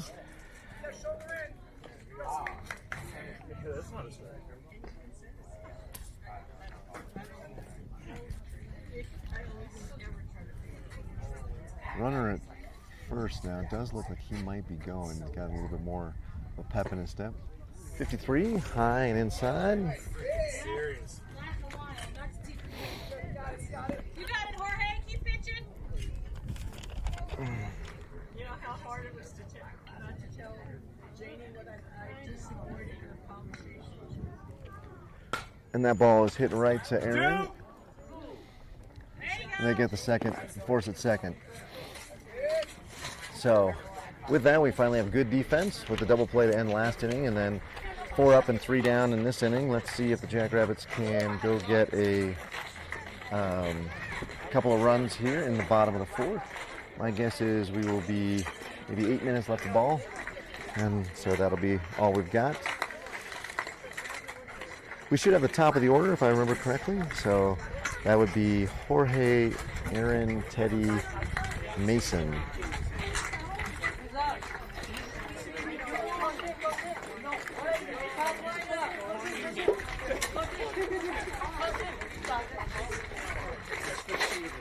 So everybody has seen, saw the flamethrower, and only one scored. Now we have number 5 coming into the mound for the Cardinals.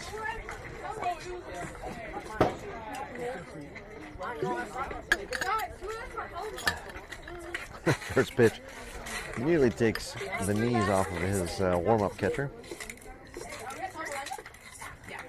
But that's why you have warm-ups, so that you get used to the mound, get used to the distance.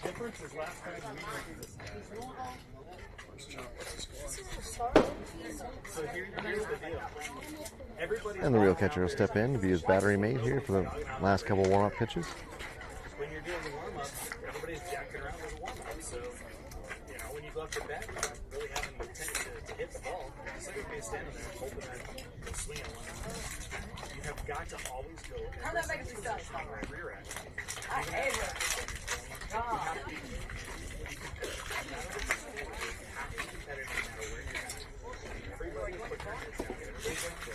Everybody's upset because of the position you've been in. Position. So Catalyst has a couple of pitchers who can throw really hard. It's a nice problem to have.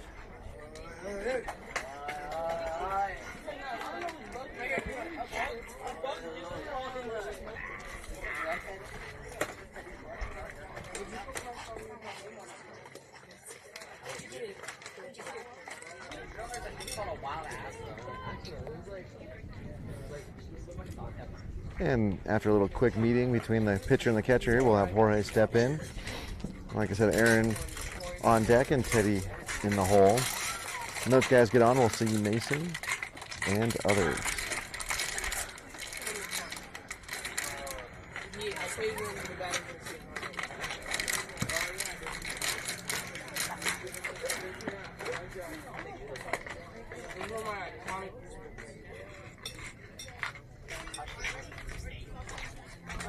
Go, Jorge. Go, kid. And the next pitch in the dirt. Ball 2.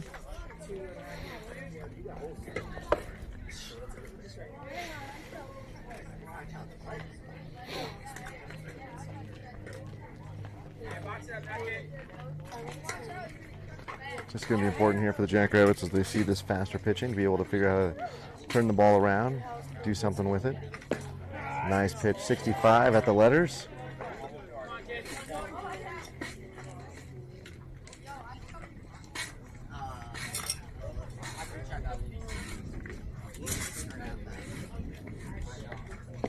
The ball is low and away.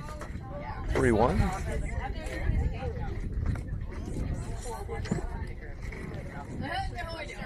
Jorge now can pick that perfect pitch. Otherwise, he can just let it go. See what he gets here. Go, kid. Ooh, a nice breeze finally blowing. And he swings. Foul ball down the left field line.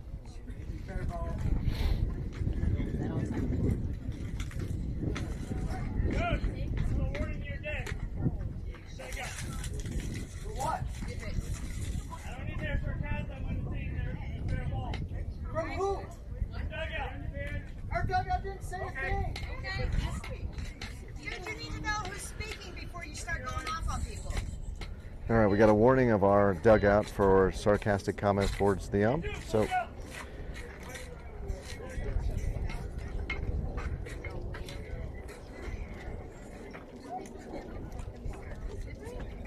swing and a miss. 65. Jorge can't catch up with that one. Aaron will step in now.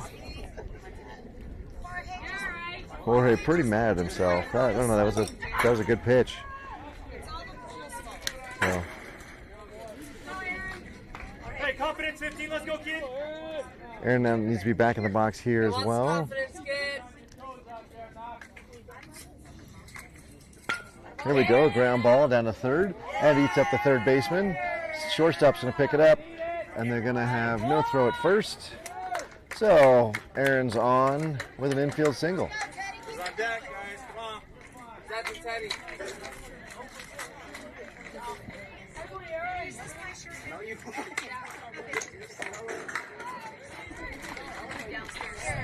And Teddy will step in with Aaron on first. One down. That ball's low and away. Ball 1.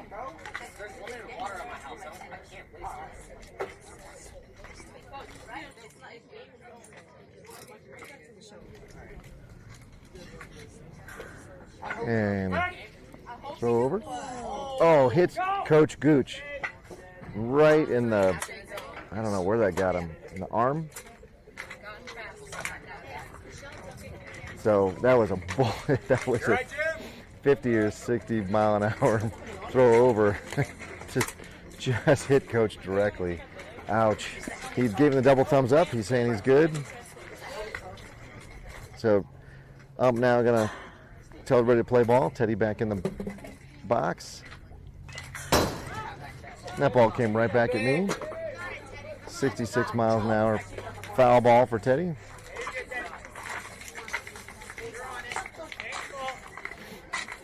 One ball, one strike. One down, runner at first. Teddy looking for that fastball. And he's going to hit a little squibber down for the second. Sort of first. So they get the lead. So Teddy with his fourth fielder's choice of the day. And he'll be on first, but 2 down. And I think the game's about over here. So in steps Mason. And on deck will be Ricardo. Teddy's going. And the throw is not in time. Teddy also came up a little short on the slide there. Doesn't matter.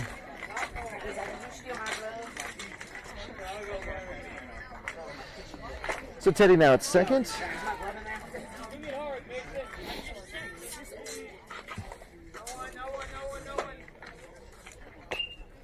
And Mason with a little squibbler off to the left side.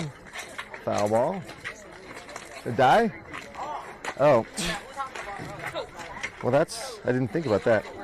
No, this is the last batter, right? So we're done. Oh, we shut off. Wah wah. I got one warning. And the next pitch to Mason is low and away. So ball 2 to him. Teddy standing out there at second. Needs Mason to put the ball into the grass out there. With 2 outs, he should be running on contact.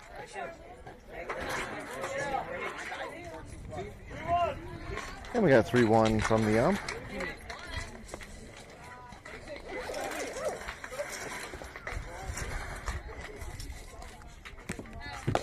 That ball is outside for ball 4, so Mason will take his base. But still 2 down. So first and second now, Ricardo, big hitting Ricardo up in the box, and Joe in the on-deck circle. I'm getting ready. And Ricardo hits that one to right field. Right fielder's underneath it. Oh, I guess it's probably better to use that. Ah, shucks, I can't. Is that the shot? Anyway, he caught it. Ball game is called. Jackrabbits go down 14-1. A little lackluster effort. And that ends our fall ball day. We'll be back here at 10-2 next week. Have yourself a great time, Jackrabbits fans. On behalf of Jackrabbits Broadcasting, this is Mike signing off.